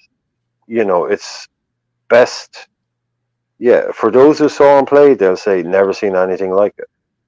Never seen anything like it. But there's no one best player. There can't be. There is no one. they just I can't. agree. I agree. I agree. I agree. What about you, Chris? There can't be one best player except that Maradona is the best player ever. Wait, Silent, but Albert, can I ask Albert a question? Albert, Go ahead. but Albert, who is, in your opinion, just quickly, the best African player and the best Ghanaian Oh, player? it's George Weah. George Weah. I was hoping you'd say that. Yeah. And the best George Weah, Ghanaian. he's the goat. The best Ghanaian player is Abedi Pele. Abedi Pele. Yeah. What about Yeah. Romelo or Romela, the Cameroonian? You're Roger talking Miller. about What Roger about Miller, Roger yeah, Miller. Roger Miller. Yeah, Roger Miller is up there, but he's not George Weah. George Yeah, No, Weah, way George up. Weah, George George Weah's up. Weah's, Yeah. Ballon Way d'Or up. is an African, bro? George Nah, Weah's man, stats Weah are was star. He's the only African player ever to win the Ballon d'Or. unbelievable Yeah, footballer. that's right. That's unbelievable footballer. Yeah. What about Thomas Kono, Albert? Do you remember But him? no, hold on a second. We forgot something. Nkono was a great goalkeeper, but he wasn't even the best The man- African goalkeeper. the I man think next even to in me. Cameroon, Joseph Yeah. Bell was better than him. We forgot Correct. Chris. Chris, it's your turn. What type of question is that, man? That'll be disrespect to my fellow Chris, it's your countrymen, turn, dog. my fellow continent and stuff. It's South America all Pops, day, man. him ten. Him 10. It's South America, man, all day, man. Don't And start we're with Higuita. Don't start with Higuita, please. No, of course not. Come on, man. What about Shilave? And Shilava is good, but Taffarel is better. Tafaro, nah. If I was to pick, right, I would go Tafaro, Rogerio obviously Sene. and stuff. Right back, I go Cafu. I'll go controversial and stuff with regards to center back. what about Zanetti? Right back. No, I will put Zanetti at the 6, though. If it was up to me, I'll put Zanetti at the 6. Center back pairing, I'll put Figueroa. Figueroa, Figueroa. As center back. I'll put Lucio as I like Lucio and stuff. People might not know him. I like Lucio. No, he was in my team, man. I Lucio knew was he in was my a team. big Lucio. I knew he was Lucio, a big Lucio. Lucio, it's the Brazilian, yeah? Yeah. He Yes, played Yeah. for yes. Inter Milan. Inter Milan. Played for Milan, Inter yeah. Nah, I remember him now. Gareth Bale cooked him and ended, man. When he was about He was 27 old. years old. He was When he old. turned- Man, he was old, man. He was old. He was old, man. No, Yeah, don't he take was that old. against Yeah. him. Correct, man. If I'm correct, guys, correct me if I'm wrong. Lucio has 2 World Cups, if I'm correct. Yeah, Yeah, like he played for Bayer Leverkusen. He played for Bayer Leverkusen. He played for Inter. He played. But I can't believe I forgot Javier Zanetti. Yeah, Lucio. Javier And then Zanetti has to. Javier Zanetti, one of the greatest players of all time. Man, that's guys, Javier why aren't you talking about Mazinho? Why aren't you talking about you know who Mazinho is? That's Thiago's father, man. He was Yeah, an Thiago's active dad. I Liverpool knew it's centre back. Albert. Albert, yeah? Give me credit. I because knew Chris it. Angel is Before younger everyone. than Thiago Silva, let alone freaking Marzini. Yeah, exactly. Yeah, exactly. Didn't But yeah, Mazinho play with Pele or it was just 94 World Cup? Sorry? Did Mazinho play with Pele or something? No, Mazinho played in the 1994 and 2002 teams. Wait, He was wait, Oscar Campos is the Mexican keeper, right? Yeah. Yeah. Yeah, so Campos, that's not Not South bad, American. but short, man. Jorge. That's not Jorge South Campos. American though. Jorge That's not Campos. South- Jorge Jorge Campos. Campos. Jorge Jorge Campos. Jorge Jorge Campos. Campos, not Oscar. Who's Oscar Campos though? Who knows? I don't know. There was Campos, the Argentinian striker, back in '78. He was not bad. What about that was it. Dida? What Guys, about that Dida, was- Chris? You guys are the OGs and stuff. There No, apparently but no, that was definitely spelled with a K, that Campos. I read an interview the other day about the striker, Argentinian striker, that he said like if it wasn't for Maradona, he would be considered the best Argentinian of all time. Kempes? Batistuta? Mario Mario Mario Kempes. Kempes. Mario Kempes. Hey, Mario Kempes, Mario sorry. Kempes. Mario Was Kempes. he He that won, he good? won the World Cup in 78, I think. Was he that Go on, good? Mineral. 78, yeah. Yes, he was that good. No, Okay. Let me. Hey, Oh, Mineral. hey, I I was. know my history, bro. I know Okay, my Mineral. history. Hey, I even hey. know Ozzy Ardiles. He There managed you go. Spurs There and you played for go. PSG. He played for He Spurs was, as he was well. part of that team. Yeah. That's He not- was manager of Spurs too, but he was trash He as a played for manager. Spurs. Man, I And he played wasn't for them. born when the '78 World Cup Ozzy came out. Just Adilis so and you Ricky Hold Villa on. played. Ricky Yeah, Villa. Richie Villa Yep. as well Yeah. played for Spurs. Oh, I know ball, man. I love this, man. 1981 FA Cup. Oh, that Ricky Villa goal is one of the Mm. most famous goals of all time. Yeah, that There Richie you go. Villa goal is Ricky mad Villa still, aside from So the dancing, clubs. I have another dancing question, with the another party controversial question and stuff that's gonna get people a little bit fiery up and stuff. back. And that's what I like to do and stuff. But I'll start with Maddie and stuff. So Maddie, um, if you're there and stuff, Maddie, I have a question for you, Maddie. Yep, I'm here. So I'm here. there's two reporting outlets and stuff. There's the Express and the Liverpool Echo. No, oh no. Apparently. Now, obviously, this is not true. This is just 1 second, buddy. Apparently, Mo Salah is leaving this summer with Jurgen Klopp, and apparently, the talent ID that they identified to replace him is Chiesa. What are your thoughts on that, Maddie? And then we'll go from Maddie sideline, Uncle Mineral, Brian, and then Pop. Keys. Hmm.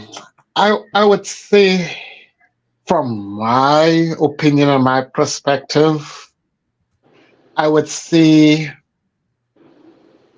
adequate, but we should be doing better in that regard. And that's just my personal opinion because how old is Chiesa now? 26, I think, if I'm correct. Okay. 26, So 27. Yeah. right, so 26, he should be going to 27 this year. Yeah, So exactly. so as I said, I'm looking at it as a adequate. Some people may say different. The reason why I'm saying adequate is like, how much are we going to get out of Chiesa versus if we get Chiesa and an understudy? Because right now, although we have the youngsters and them coming up and they're showing up, it still needs to have strength with numbers. So with me, with Chiesa, I'll say adequate. I'm not mad of being linked with him, but I'm disappointed if that's the only thing that we are going to do to replace Mo Salah. If you are saying Chiesa and some up and coming talent or something that shows real, promise, then I'd be like, okay. But if it's just Chiesa alone, because the other thing that I look at it as when, as we have seen, most players come to Liverpool, there tends to be, and this is not to do with Klopp or anybody like that, but it's there's that kind of a risk of injury and stuff, and Mo Salah is the goat when it comes to being available. So that's why I would say Chiesa by himself, not mad, but I'm disappointed that we are looking for better because I don't think that would be enough. That's just my personal opinion. Sideline, you're up. Sideline. Yeah, no, for sure. And listen, at this point, it's all rumors, and the rumors started with Mido. Mido is an Egyptian player who's really jealous of Salah's success in Europe. Mido is a He was product shit. of Sideline. Would you consider him like a hater and stuff? Mido, yes.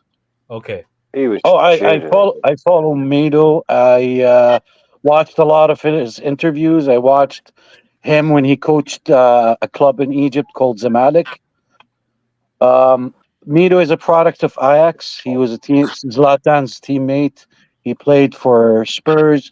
He didn't have a very good, successful career in Europe because of his behavioral issues, I thought he drugs, was better alcohol. though. He was never a disciplined person, a disciplined player, let's say. Um, and I've seen a lot of interviews for him. First thing he talks about is Salah. Salah this, Salah that. Salah's not doing enough for the Egyptian team. Salah's this. So the rumor started from Mito. So at this point, it's all rumors, okay, and it's propagated through media, newspapers, whoever liked that rumor. Um, so is Salah leaving? I don't know, and I don't think so. Now replacing Salah, I think it should be left for the next coach, whoever that next coach is. I hope it's Alonso.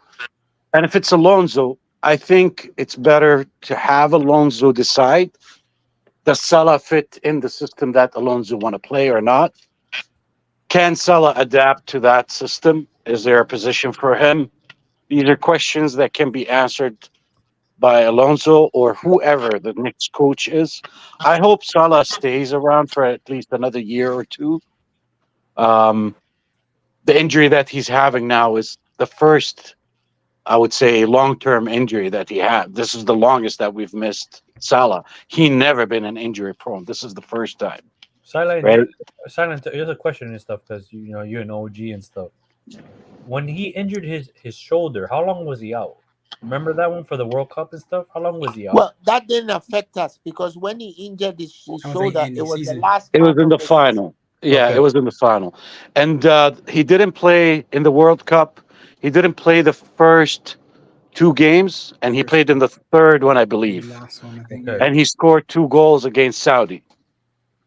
I think he missed one game in the World Cup, and the World Cup was shortly, like few months after the Champions League. That game, it was 2018. They were Russia. I think it was Russia, Saudi, Egypt, and I can't remember. I think was it Uruguay, Uruguay? I don't remember. Uruguay. I can't remember the fourth team, but it was a. I thought it was a South American team. They lost the 3 games. He scored 2 goals against Saudi, and it was the last game he played that game. So with that injury, he was not out for more than like 2 months. But for us, Liverpool, we didn't miss him because there was no games after that anyway. Okay. So I would say I leave it to Alonso or whoever the next coach will be taking over from Klopp to decide who can fit in that system. Because Salah, for example, like when he plays for Egypt, um, his out product or his performance is not as good as in Liverpool because it's a different system. It's a different collective collection of players, different style of playing, right? So it's going to depend on the system. You look at Bayer Leverkusen, we didn't know half of these players, and now we're learning their names and we're remembering them and whatnot. Why? Because the system that Alonso have in place fit these players. He used them to the best of their abilities, and he's capitalizing on that. So Chiesa is not a bad player. Is he the good? Is he the replacement for Salah? It's going to depend on the system, I would say. But like for like or player for player, nah, Salah is way, way, way ahead of Chiesa. Okay. Uncle, you're up, Uncle. First of all, I'm not taking Chiesa and I'm not bringing him anywhere near Liverpool. That guy has had two ACLs. Why the fuck would you bring him to Liverpool, given the training regime in Liverpool? Why the fuck would anybody want to do that?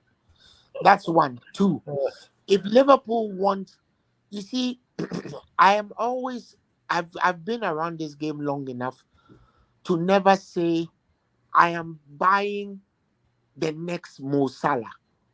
You can never buy the next Mo Salah. Buy another player. And if Liverpool want to buy a player that is remotely going to play like Mohamed Salah, go and buy Kudus. He is one of the very few players who can play the way Mo Salah plays with a little bit more refinement. They have to refine his game further. He has to know when to release the ball, not to take wild shots, and not to be a local champion like he is at West Ham.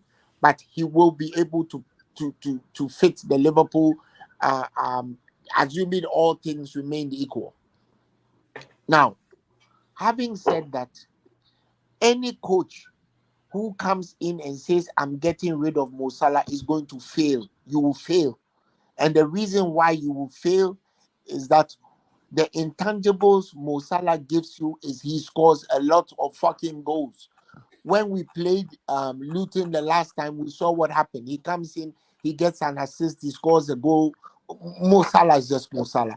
You can't make Mo Salah, you can't unmake him. Keep him. Liverpool should be able to keep a player until he decides to retire. What's the rocket science about that? Mo Salah is the most popular Arab sportsman ever in history. When you go to anywhere in the Arab world, his posters and his murals festoon the whole place. Name it, whether it's Saudi Arabia, whether it's Bahrain, whether it's Jordan, just name it. Egypt. In Egypt, the last presidential election that was held, 3 million people wrote in his name. He wasn't even anywhere near the country. So that's how popular he is. If he's 36 and he decides to go and play in Saudi Arabia, he'll get all the money he wants. Mo Salah already makes €1 million in Liverpool. We can write a better contract. What's the big deal? You see, some of the things that we do as a team, I'll give you an example. Not giving money what he wanted has cost us a lot of money, right?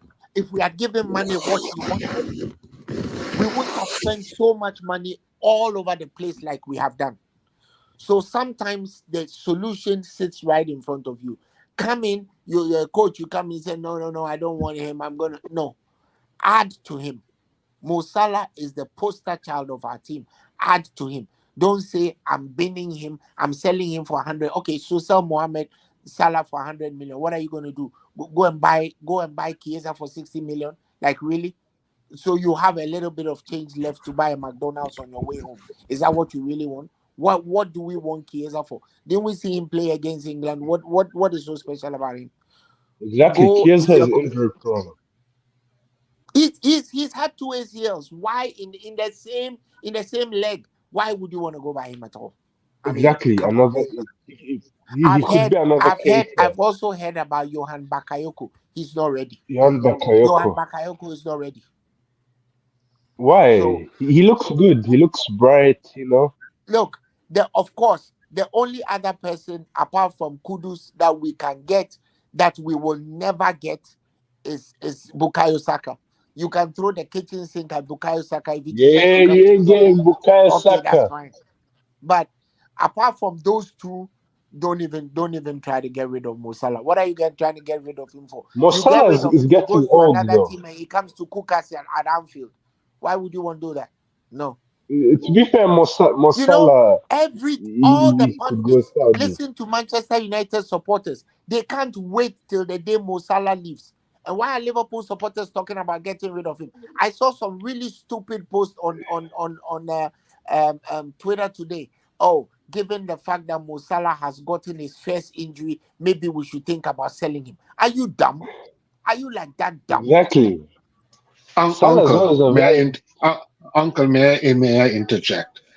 Go ahead. The question that you're asking, the people who are thinking that are the same people who wanted Henderson at the club for longer than he needed to be.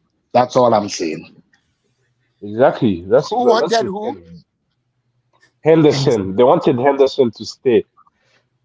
Those are the same people who want Mo Salah gone, are the same people who wanted Henderson to stay. That's all I'm saying. Exactly. And guess what? I have news for you guys. Ajax have dropped Henderson. Even Ajax, even he's that trash that he can't play for Ajax. He is utterly useless, that guy. He is so useless, it's not even funny. Were you against Henderson? Like, when he first came to Liverpool, like, would you think he was trash and Let me tell Sunderland you what. level? Let me tell you what. Henderson at best, and I'm being very kind here, he's an ordinary player. He's been lucky to play with very good players, and he's fit.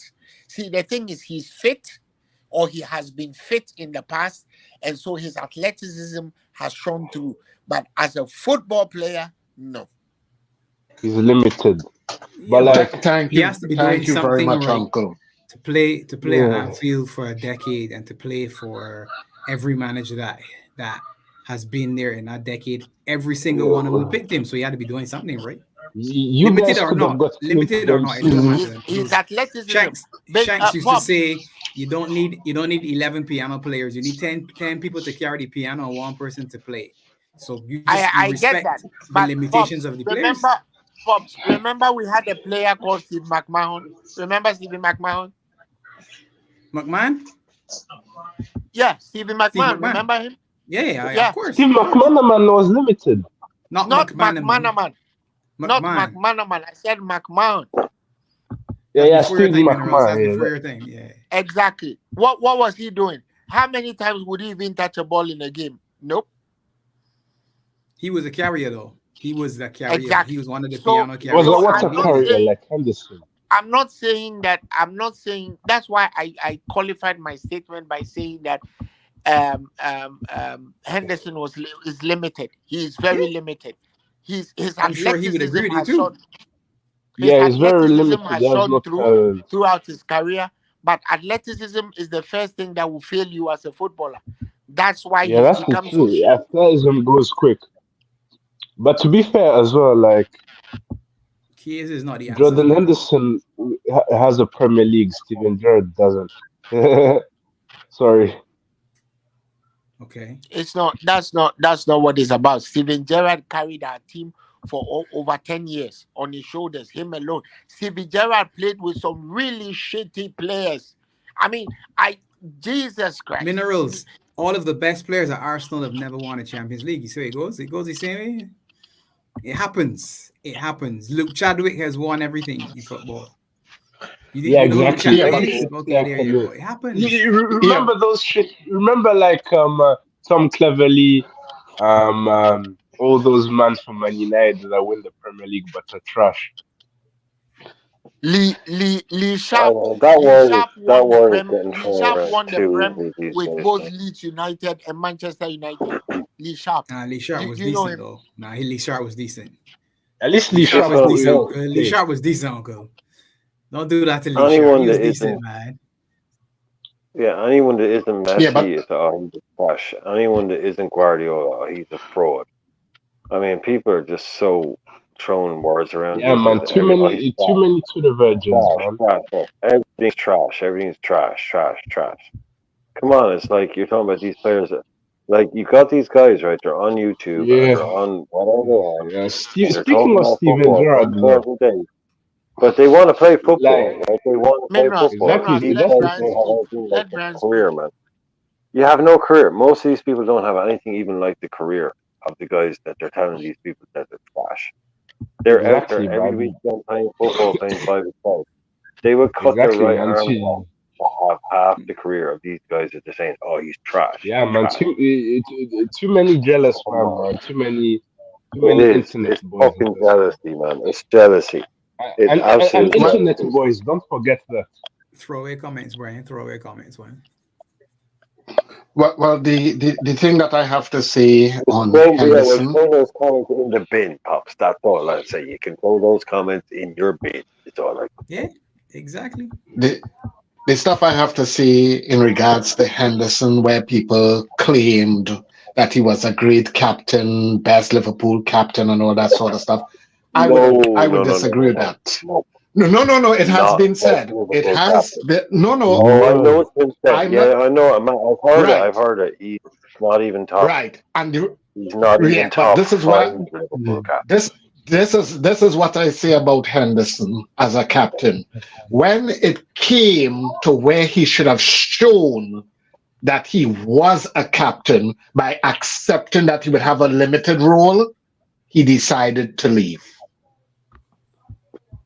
So right there, that everything that was said before and everything that he had accomplished, it went back down to zero because, as they say, actions speak louder than words. When he realized that, wait a minute, I'm not going to be the first name called in the midfield, he bounced, and then he also had some smart comments to say. So, as I said, The thank comments you were for your service, but more of an issue than the action. Guys, Because if you guys, look I Well, back need he to left. hit in the chat, history, man. I have a journey tomorrow morning, so we'll talk later, man. rest All well, right. Okay, Uncle. Albert. Bert. Be Take good, care, man. man. all Take right, care, Uncle, man. be safe Yeah, trips. man. Big Take up care. uncle, man. Your pops. Yeah, but I wanted to ask about you're one of the OG Liverpool fans. Like, how was Gary McAllister? Gary McAllister? Yeah. Like, people say that he mentored Steven Gerrard and made him the player he is. Is this true? That's a bit of a stretch. yeah, it's definitely a bit of a stretch. To Yeah. say he made him the player he was. Sorry, Good, mentored. good. Sorry, No, but mentored. Sorry. Let me experienced change the players word. will help younger Yeah. players develop. Yeah, Yeah. naturally. So Yeah. if you want to learn, much like how Harvey Elliott will spend a lot of time around Mo Salah, if you're in a dressing room with good professionals, and naturally you will pick up things from them, and they might make it their business to befriend you or say, well, you know what, you remind me of myself, and here's some tips and pointers or what's not. And oftentimes it's just you doing something. They're just a good example of what to do, and people will look at you and say, well, I want to be like him. You know what I mean? In the regular world of work, you might have a manager who you respect to that level where you're saying, you know what, when I become a manager, I want to be just like Brian. Brian was a great manager. He was inspirational and influential, and he was always on time, and he had the right attitude. Those are some of the biggest things that people talk about when they talk about people in the dressing room, not necessarily who had the most skills and abilities. A lot of the intangibles get mentioned when people talk about players. And Gary McAllister was at the point in time when he came to Liverpool, a lot of people saw him as yeah, he passed his best, but he did a job for us in a team that was sort of up and down, to be honest. Yeah, he done a job for you, but He was a good Gary, professional, arguably one of the best free transfers in our history for sure. But Stevie G made Stevie G. Gary Yeah, Stevie McAllister G is made one of himself. the people that he encountered along the way. Why did Stevie Steven G Gerrard made play at? Stevie they gotta keep it real. Yeah. Why did But Stevie G play a right back? You know, wait a minute. at But first. Angel, I don't want That's Chiesa. how you get Let me into just a team. let me Because just round out. Let me somehow just round you out your get into a question. team. I'm not on the Chiesa Because in it for went Salah side. out. Yeah, It Oh went yeah, side. no to Chiesa It's as well. Also, yeah, Yeah, I'm with hashtag Pops. no No, Chiesa, no to man. Chiesa. Chiesa's a not No for to me. bum, Chiesa. bro. Not for He me. has no Yeah. pace, bro. He's so He's slow. not a bum. Minerals, chill. He's not a bum. We just dealt with the trash thing. We just dealt with the trash thing. Yeah, Now he's come talking about on, a minerals, bum. man. He's not a bum. He's We not a just had that bum. comment. Yeah, don't We do just that. talked about the trash thing. Bro, Right? He's done 2 ACLs. I can't Right? have an opinion anymore, bro. Everything. No, He's no, not How a no, dare no. you bum. defend him? But That's He's saying not a not saying he's a bum. bum. That's He's not a too bum. strong, I man. mean, he That's was too strong, brilliant, man. man. This kid I was know he was good. I quality know he was before he good and got. He's an cooking, Italian but them international, injuries have man. slowed him down, bro. And dude is Yeah, slow, then his bro. He looks knee like a got blown lumberjack, up. Yeah. bro. Yeah, but he was genuinely unreal. Now I'm not a big fan of Italian players. I don't think they travel well. They I don't think usually so don't either. I settle agree with well. you. Yeah, like I would never been a big fan of him, like in terms of It's just because there I was love talk using about. extremes, bro. It's just because I love using extremes. I know, yeah, I know. I'm cool. I hear you. I guess that's a But it's like they were generational talking thing, about a Laszlo. hundred That's a million for this generational thing, kid. Laszlo. But they were talking about 100 million for this guy a Yep, couple of years yep. ago, and I said, "No, Yeah, chill, man. Chill with the that's 100 million for the talk. Like that's Yeah, crazy." So especially an Italian guy coming to England, which normally doesn't work unless it's London at a push.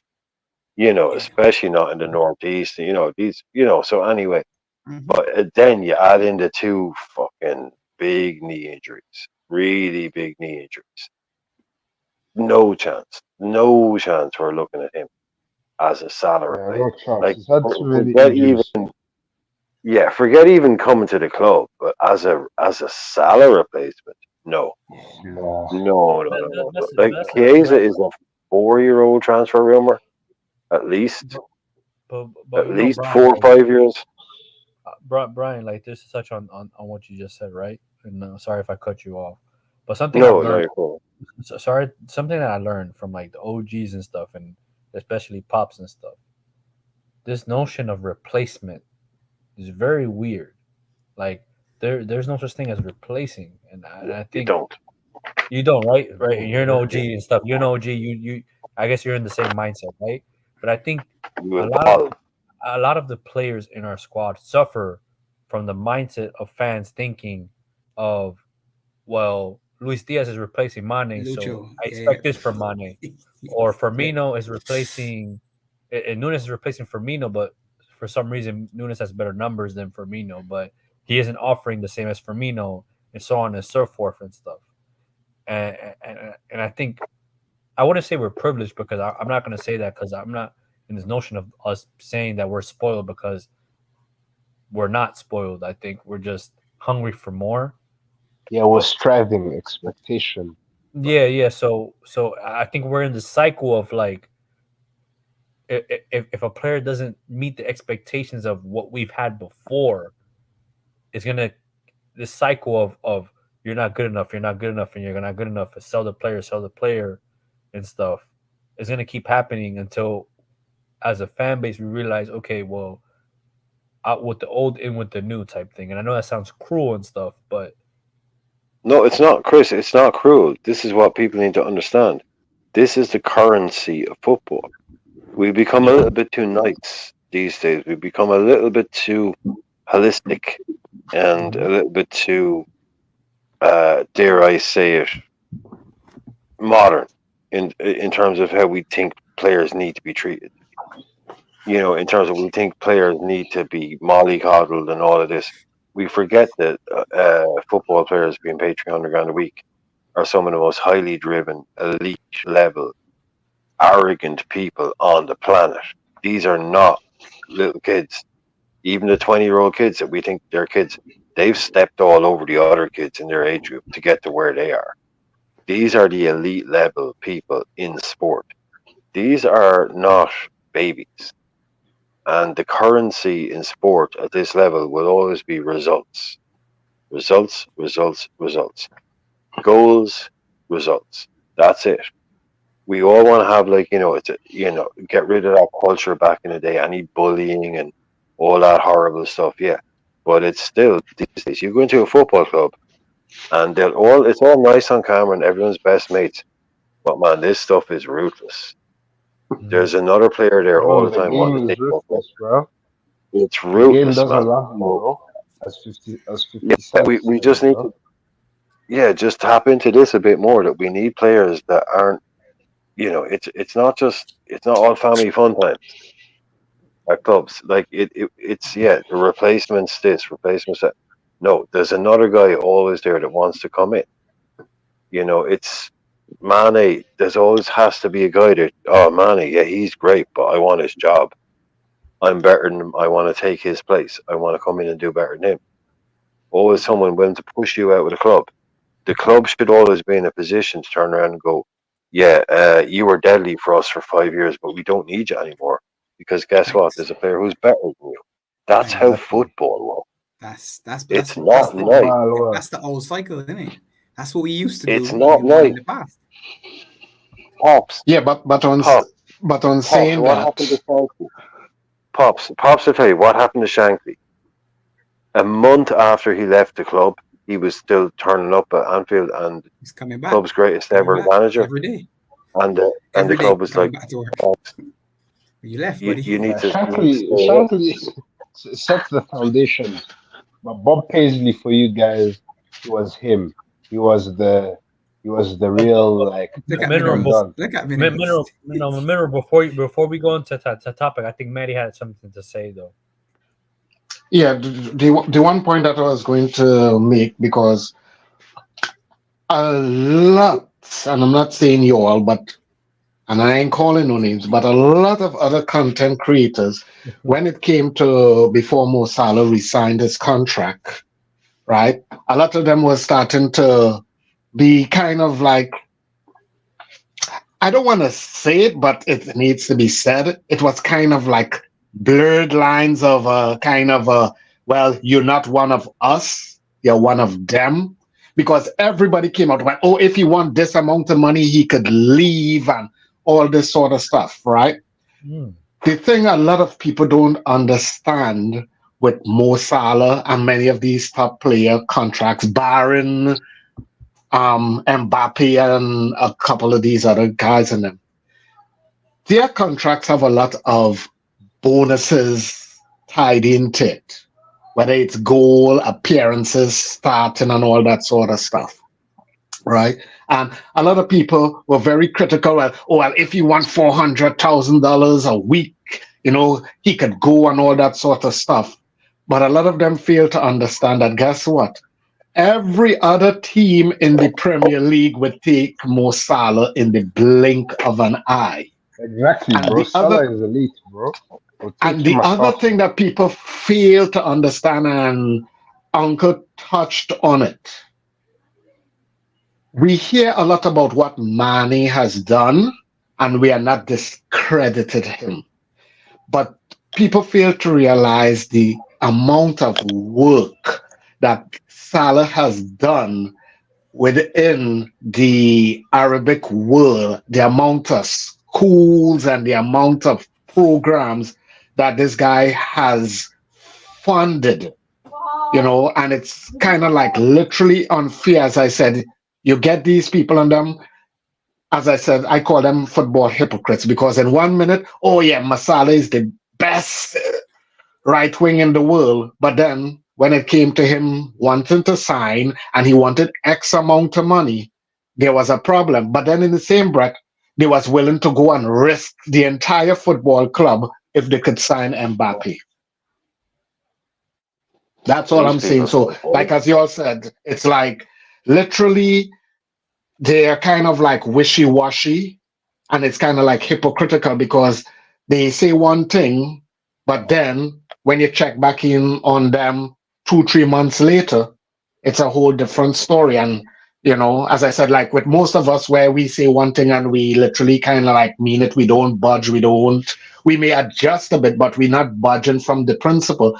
This is the problem with a lot of this generation football fans. And then when we say something, they think, well, oh, it's kind of like maybe offensive, or we're harsh and that sort of stuff. But these are the same ones using the same principles and moralities and excuses when it comes to when Mo Salah and stuff was going to get resigned, and he was rumored, okay, well, he want 400K a week or 500K. They didn't realize, wait, 500K doesn't mean that's his base salary. That's with bonuses and appearances and all that sorts of stuff. So, as I said, like, it have some people they like to call shots, but they live in glass houses and they don't like shots to be taken at them. Exactly, bro. They don't like it, and that's the thing. The funny thing about that is that a lot of the people that were talking about the salaries, and then it's the same people that say it's not our money, so we don't care, so we can buy the next man for 100 million or whatever. And they say, well, but you don't want to pay the man that you got, who you know is going to perform. Precisely. Risk, as you're saying, risk on another Exactly. man. Yeah, kind of weird. For me, as the one thing that we should it be goes back to adding say, to Pops. Salah, never selling. There you go. And it goes back to, as they say, Pops, like, and most of us know, a bird in hand is worth two in the bush. In the bush, that's what they say. Exactly. What do you do? But again, like you guys don't realize that Salah is Liverpool's greatest Premier League player, bro. He's better than for me. He's above Steven Gerrard, in my opinion. As a player, he won everything, bro. See, that's a different argument. I don't know, Mineral. For the OGs, it might be a bit different though. For the OGs that watch the game a bit longer than we have, they might have a different perspective and stuff. But I guess for the newer generation, Salah might be for them. They're permanently, you know what I mean? The greatest, which is fair enough. In Yeah, in the Premier League era, then there might be a discussion and an argument, like I said. But yeah, I think what's gonna happen is whenever Salah finishes his football career, so whenever he leaves and finishes, a lot of people are gonna cry and say, I did not give him his flowers, as they like to say. They didn't give him the respect. So as much as some people might think he's respected, I still think he isn't respected at the level he should be for No, what he's for not. what he No, does. he's not. The output that No, he he's gives, not. I don't think people The really output that he appreciate gives what nobody, he is bro. doing. Isn't he an all-time Premier Even if League you goal look at it scorer? relative to our best strikers, and he's not a striker per He- se, he's a forward. He's If you not in the compare him to strikers, the right? best strikers in the Premier League, you're looking at numbers where you're saying, well, a winger or outside forward or inside forward, whatever you want to call him, isn't supposed to do that sort of numbers. I don't know what's the rush to get him into Saudi Arabia. I mean, obviously that's where the money is, but a lot of people think, yeah, when Mo goes to Saudi, and I saying, well, I've never once heard him say that he wants to go to Saudi. And in my mind and in my head, I'm saying Salah wants to play in the Champions League again because Salah wants to crack at being the best player on the Yes. planet. To do that, Yeah. he can't get that Salah from wants to Saudi win. Arabia, in my opinion. So to me, it's another season. I I was on the Another extension for season. him, Klopp. So I'm still on the extension for him. And I It's want a to add to the support. front five. Give me a front six. Give me someone Yeah. who can play instead of Salah, and who Salah's looking at and saying, you know what, eventually this kid or man or whoever it is going to take my spot. But until that time, Exactly. I'm going to fight for my spot, and I'm going to continue to do what I've been doing for the last Exactly. That's 7 the years. thing That's what I with want. Salah. Is it true that Salah is Liverpool's all-time Premier League scorer? Is it true? Premier League? Or what? Yes. Yeah. Premier League, yes, but not Premier League, yes. Not all all time. time. Premier League. It's Ian Rush. Yeah, So Ian Rush is going to Ian be Rush is overall your all-time top So- goal scorer. Yeah. Right? I Yeah. know Ian Rush is a legend, but I have to tax those goals. Was it hard to score in those? Minerals. No, You're about to no, slide down the Minerals. slippery slope. I'm going to stop you Minerals. right here before you slide down Yes. that slope. I'm going to stop you. Right? no. I'm going to stop you. You see, Sideline's about to get you, and Brian's about to turn on his mic. So I'm going to stop you before that happens. I rate Ian Rush though. I rate him, but better. it's just No, No, that you better. Ian, it's just that There's I no but. No, want no, to no. tax those Minerals is goals, no bro. but with Ian Rush. I rate Ian Rush. End of statement. Bang. Full stop. That's it. Yeah, Right? yeah, please. Ian Rush for me is the reason why I love Liverpool. Okay. There Okay. you go. All right. Yeah. So I have another question and stuff. Based on because I was on. Well, I wasn't on physically on Coppish and stuff, but I was hearing one of the questions they were asked. So, in regards to Klopp's legacy, obviously we don't know what he's gonna win by the end of the season, but for the OGs on the panel right now, rank manager wise, based on what you know, based on what they've won, what they've achieved during the period, economical situations or whatever. How would you rank your Liverpool managers of all time?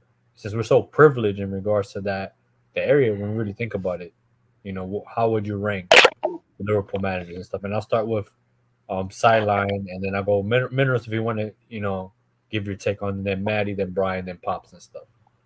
Correct. Well, like Bob Beasley and Bill Shankly, those are top. Those are top. No, Klopp but is in regards to third. Silent, but in regards to like 1, 2, 3, 4, 5 type thing. So Beasley is number one. Shankly, Klopp. For me. And what about? Because I remember someone else won a treble though. Is that not? Would that not? It's, probably there is. I'm not going to claim that I know like all the Joe Fagan, history, Joe Fagan. 100% of Liverpool, but 1984. judging from what I know Yeah. and what I've seen and what I've learned about some of the Liverpool history, not all of it, it's Beasley, Shankly, and then Klopp. Well, what did you say? But what did you say? Right? Paisley Just for like everybody. Silent, a question for you, like to question 1A and 1B and stuff. For a youngin like me and stuff, you know what I mean? What did you say? What did you say? Like for example, what Benitez did in regards to the restraints economically during the time with the owners that they had then, isn't that a bigger achievement in a way in compared to what Klopp has done? Well, based on there is economical. an argument there. Yeah, Yeah.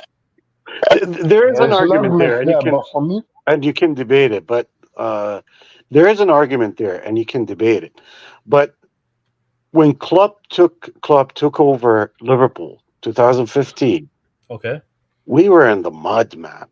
We were in the mud.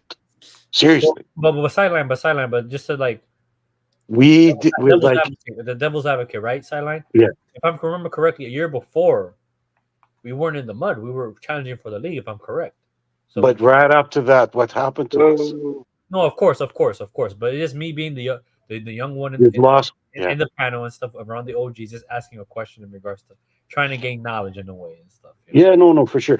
For me, Peasley, like I didn't watch anything for Peasley. You know, like it's Okay. all about. For me, it was educating myself, reading about it and what he did and whatnot. He set the foundation.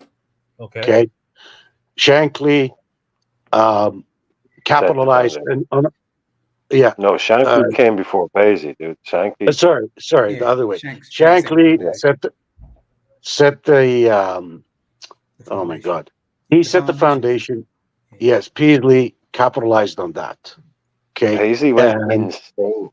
Paisley and he went went insane Look on at it. the Yes, trophies exactly. he won. He's insane. Like Paisley's numbers are madness. It's Well, uncomparable with anyone. you'll have your Uncomparable with time. anyone. Paisley's numbers Well, don't are get elite. excited, Brian. Not You have gonna your lie. time, Brian. You have your time, Brian. Yeah. No, but I Now, mean, it's Take it easy, number Brian. You have your time, Brian. You have your time. number Simon, three, you're up, Club Brian. for me, and he goes beyond Benitez because Club has the legacy is not just in trophies. Look at the academy.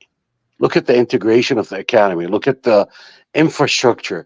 Club have done what Shankly did for Liverpool back then. For me, in my eyes, he built a foundation, very strong foundation. That it's not going to be an easy job for the next coach, but the next coach, if he's good enough, smart enough to capitalize on that infrastructure and that foundation that Club is leaving behind. Club is not just leaving behind trophies. His most of his legacy is the foundation, is that integration of the academy, are these new players, the mentality, the expectation, the standards. You know, now we're comparing like a lot of really good players with existing players that we have. Our standards are so high now, man. Like Henderson is not rated as elite. All of us probably agree on that, No, right? but sideline, but And the reason why for that is the standard that was built by Club, and he integrated that in the team is so high, and we became spoiled, as you were saying, yeah. that we're just even striving for even higher than that, right? But So sideline, that's bro, why. Yeah, just sorry. Go ahead. just to touch on, not to get into deep. I think okay when it comes to because I didn't give my opinion in regards to Henderson when it was brought up and stuff, but in regards to football ability wise, he might not be up there with the best and stuff. He's good, but he's not when up there. When it comes to heart and dedication and leadership, we can't deny his greatness, right? Oh yeah, no, I agree in with that. regards to what he's done in regards to leaving Liverpool and what he said after, I think for me, I'm not a forgiving person. That's just me. I'm very negative. I'm not forgiving. Forgive and forget, bro. Aren't you Christian? Well, me, no. Christianity killed the world. Yeah, let's not go there. Religion is We're not talking about religion. Yeah, No. let's Yeah, not I'm go joking. there. I'm We're joking, talking bro. about Let's not go football there. here, Let's man. not go there. But for me, I'm not a forgiving person. So the things he said after, or some of the stuff that he said after he left, is just for me. It just left a bad taste in my mouth. So Yeah, exactly, bro. He's a brown envelope. yeah, for me, Henderson is not. I don't know, but I'm not going to discredit what he's done for Liverpool because I know a lot of people like to make fun of him and saying that or like to we're talking about Paisley now. or like to give jabs in regards to Yeah. he's Liverpool's greatest Premier League captain or whatever. And No. you know what I mean? But not even back to what you were saying, sideline and stuff. Yeah, no, I was saying that our standards as fans, the standards inside Liverpool, the standards that Club built in this team that made us as freaking believers, is really high. So that's why like Henderson is not even in the conversation of elite players. right? Because the standard is just freaking so high. He's a good player. And he was approved by all these coaches since, I don't know, 2010 or 11 when he first played with Liverpool. I think it's 2010 or 2011. I can't remember. But he was approved by multiple coaches and whatnot. And he was the captain for so long, even before club. So he did something good. That's why he was approved by these coaches. But so back to Klopp, he's number three because what he did for Liverpool is exactly what Shankly did. Okay. Setting the foundation, setting the standards, winning some trophies on the way. Regardless of how many trophies that Liverpool going to win today, Club is up there, is top three all Okay. time. There's nothing wrong with that. Minerals. Yeah, I know Klopp you're is a G, man. Minerals. I know you're an Arsenal fan, but what's your opinion on that and stuff? That subject and stuff. First of all, it's Bob Paisley and Shankly because of the history. Let's have that right. You know what I mean? Mr. Hey, Liverpool and Mr. Minerals. I don't I know, man. know You that. might be lying about your age, man. You might be like 40 years old or something. Minerals and Relax, yeah. And then I'll probably Klopp's number one in this Prem era, right?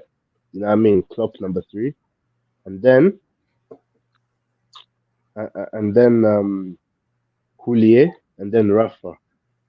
Those Okay. that's the list Okay. There's nothing wrong because with that. Klopp like has revolutionized Liverpool. Like Liverpool were trash before Klopp. Let's have that right. You know what I mean? Oh, the P word. Enough with the trash word. We've Oh spoken my about this, days! man. Minerals. Be Spoken careful, about man. this. Be careful, man. We got some OGs here. We got some OGs. Oh, okay, What's sorry. the word? Liverpool were Not good. awful before We Klopp. were in the mud. We were in the mud.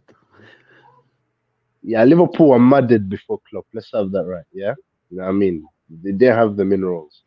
So, for him to come in and change the culture, and for Liverpool to be back at the top of the chain and tree is Yeah, incredible, we man. only finished Especially, second. We only finished second with Luis Suarez under Rodgers. That's all. That's all. That we were. That's how deep in the mud we were. We finished second under Rodgers with Luis Suarez after you destroying. didn't build, you didn't build on it, and then 2 seasons after you fell back down. You know what I mean? So, like for Klopp to come in and revolutionize Our mud is Liverpool. sweeter than everybody else's. That's all I'd say. What? Our mud is pretty sweet. Liverpool mud, even when we are in the mud, it's pretty sweet mud. You know, we never dropped Yeah, that low, that bad. yeah, that's true. But but like yeah, for him to win everything, right? He's the Mississippi first mud. manager to win everything. That's the key word, winning everything. Yeah, you know what I mean? Like, what's remaining? What's the one, pops? Europa. Yeah, winning almost everything. So and he done it in quick succession, yeah, and all that. Yeah, and and he had better stability, and the football was scintillating. Like only like Rodgers had a similar style of play to him. The rest of the other managers played pragmatic football. Yeah, and Klopp, he's him. He just was all the packages. Yeah, and then and then Houllier, bro. Houllier set the foundations, man. He revived Liverpool, bro. You know what I'm saying? Like he installed the rugged mentality. I mean, he bought dogs in your team like McAllister, and he signed also whoever else he signed. I don't remember most signings, but he bought a lot of dogs. But he had some shockers though. But every manager does, even Klopp did. But by Rafa Benitez, that's Champions League. That Champions League win is historical, bro. Like 3-0 down, you can say that that's Liverpool's greatest ever Champions League win, right? You know what I'm saying? Yeah, because Plus that team was trash. if I That remember won that correctly, Champions if I League. remember correctly, Mineral. I think Sorry, it was poor. Sorry. that was pretty much probably one of the greatest teams assembled, the AC Milan team, if I'm correct. Exactly. You guys had no right to beat AC Milan, right? Hey man, As take it well. easy, man. Take it easy. Take it easy, man. Take it easy. Take it easy. No, we do no, Oh but my we god. no. He is right. No, Minerals is right. We literally had no place. Hola, No compadre. right, What? bro. Oh, The pitch showing No, everything. Did the no, media write no you guys right. off before the No, no. game, right? If you had if you had kind of like written that final as a kind of a what as a TV show and then handed it to somebody, they would have just shut up, stop. That's like pure, like that's just nonsense. Like nobody would That was believe. like 50 Cent surviving nine Yes, shots the yeah, way that was Liverpool won Ryan that game. Rover's comic book, Disney stuff. There it is. That's Oh the yeah, one. they're 3-0 down at halftime, Ryan and then it goes Rovers. to That's the one I can penalties. remember. Yeah, yeah. No, they just know it. It's Exactly, like just stupid. Like, it just nobody would have decided. plus the team we fielded, yeah, it was one of Liverpool's not so good teams. Jimmy Traore clearing a goal off the Jimmy line. Traore, another wrong. Igor General, man. Biscan. General Jimmy. Igor Biscan. General, Igor he was a general. Alonso. Alonso, real General. general. Hey, come on, look, some of Harry the greatest Kewell. players Harry gone. Kewell. Alonso, Harry Kewell, Stevie general. Hammond, What about some of the Chris worst players. Shetland, pops? Is he another Schmeiser. general? Schmeiser, you know what I mean? Barros, another general. Hey, look, What are you saying, Brian? it is Minerals, what you it finished? is. Well, Yeah, my I'm best. Look. The, no, the main boys. The no, but main boys, right? Maddie goes next though. Maddie goes Oh, next. Maddie? though. Sorry, Oh, Brian. sorry. Maddie. No, Bottom line first, sorry. Maddie, you there, Okay, man? so Yeah. yep, I'm here. So I'm putting Klopp in the tie position with Rafa Ooh. and Julia and him. And the reason why I'm saying this, because I don't go with the ifs and the maybes, and that has no reasoning in football. I ain't got time for that shit, right? but you When Klopp decided, because we should have won more,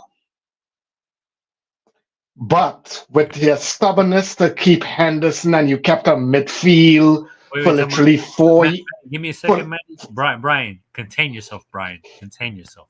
Contain yourself, okay? Maddie, you're up.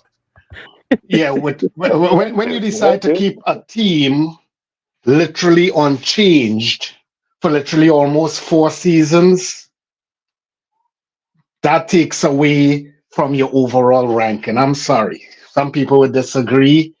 Some people may have a different opinion. But at the end of the day, I look at it as in like you always strive to be better than your last action. Irregardless if you win everything, you want to go back and win everything again. And when you sit pat and it was like, well, yeah, we're just going to go with this because I believe this, there's no romance in football, none whatsoever. The other thing that I kind of will take away from his career, his star-studded, however people may want to paint it, was at one point in time, you disregarded the lower cups in them. And that was kind of like insulting, as in like, oh yeah, we only gonna focus on this and we going to just, put this there, and if we get through, we get through. But if not, it's no big thing. I have a problem with that because it's basically like you're saying you're on a battleship and you're saying, you know what, we're only going to rely on the main guns firing. We ain't going to worry about the radar and the countermeasures and stuff. You're putting yourself at a risk. So that's why I'm dropping him to that. But in the present era, he would rank higher. But overall, he drops down to that position. And that's just my personal humble opinion, as in like, when you're on top, you need to drive the competition down. And you literally sat back and you was like, oh yeah, we're gonna go with Millie and Hendo and blah blah blah. And oh yeah, they're the best at their position in the world and all that sort of stuff. I'm sorry, I didn't see Madrid or any top side putting in offers for Henderson and them. So that's just my take. So your top five is The top five would be the Paisley, the Shankly, and Klopp, Julia, and Benitez. They all draw. So although it's top five, but those three are in one conversation. That's just how I look at it.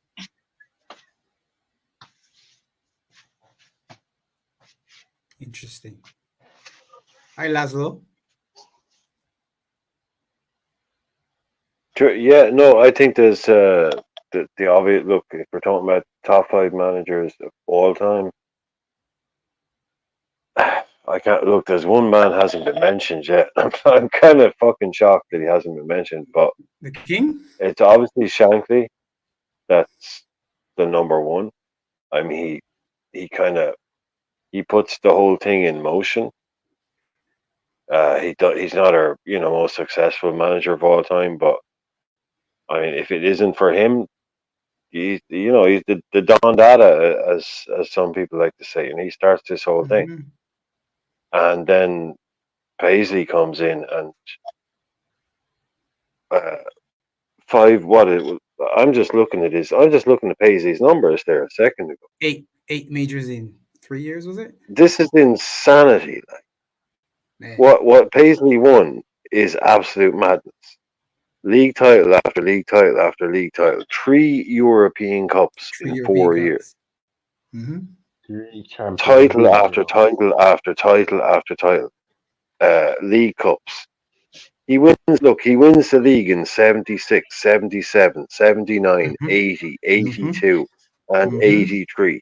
Wins the Mm-hmm. European Cup in 77, 78, 81. Wins the UEFA Cup in 76. Wins the League Cup in 81, 82, 83. Wins the FA, doesn't win the FA Cup, runs up in 77. That's 14 major trophies in about 10 years. Like, that's insanity. Yeah.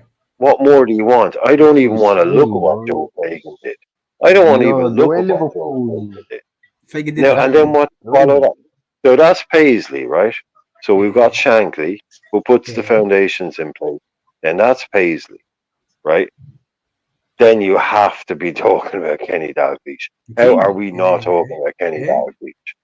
One of the greatest managers of all time. Well, Player Brian, manager.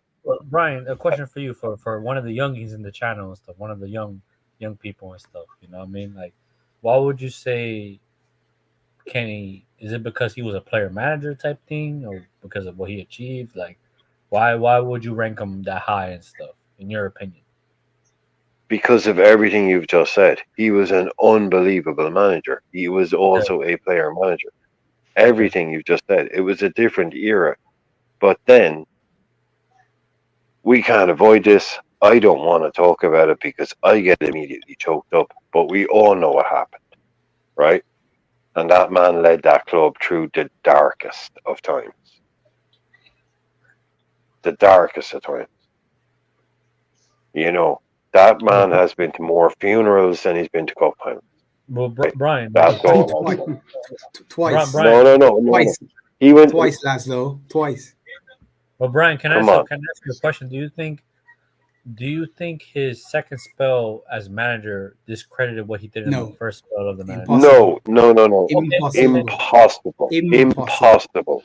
Impossible. He embodies everything about this club. The 90. Look, Kenny Dalglish, Hillsborough, Liverpool. It's. I mean, come on. No man is. I don't know what to say about that. That guy. No words. No words. What he Laszlo. went through. Yeah, no words, man. No fucking words. No fucking words for what Kenny did. And then after Kenny, Rafa and Klopp. But Paisley, Shankly, and Kenny Dalglish, man, that's what this club is built on. And if you don't know that, yeah, then man. Those are the foundations, man. You know what I'm European saying? football is Like, what this club is built on. European does football is what this club is built on. Does Bob and Bill Shankly have a statue. Shanks has a statue. Success in Europe. All English clubs have success in England, all the big ones. But enormous success in Europe is what sets Liverpool apart from everybody else. And those boys are, yeah, they're what made it possible. Like 3 fucking European Cups. No manager does that outside of the elite. And Bob Paisley never gets talked about. And there he is sitting at home with his pipe and his slippers and his 3 European Cups up on a shelf. And his cardigan. Don't forget the cardigan. Yeah. Proper boot room. Proper boot room.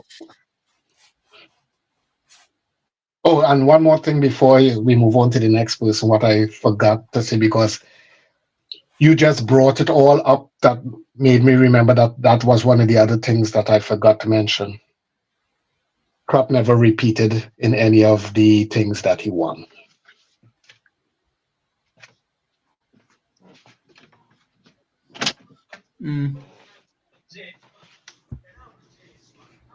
Okay. If I'm Never defended. He never defended whatever trophy he won. So that kind of takes him I down. get what you mean. Yeah, I get what you mean. Yeah. No, but yeah, Paisley won and won and won and won and won. Yeah. Klopp hasn't been able to do that. If I correctly remember it, the OG Pops, Dr. Pops. You're up, Pops, in regards to your opinion and stuff. Yeah. Listening to Laszlo and what Maddie just said is interesting because, again, you got to look at perspective.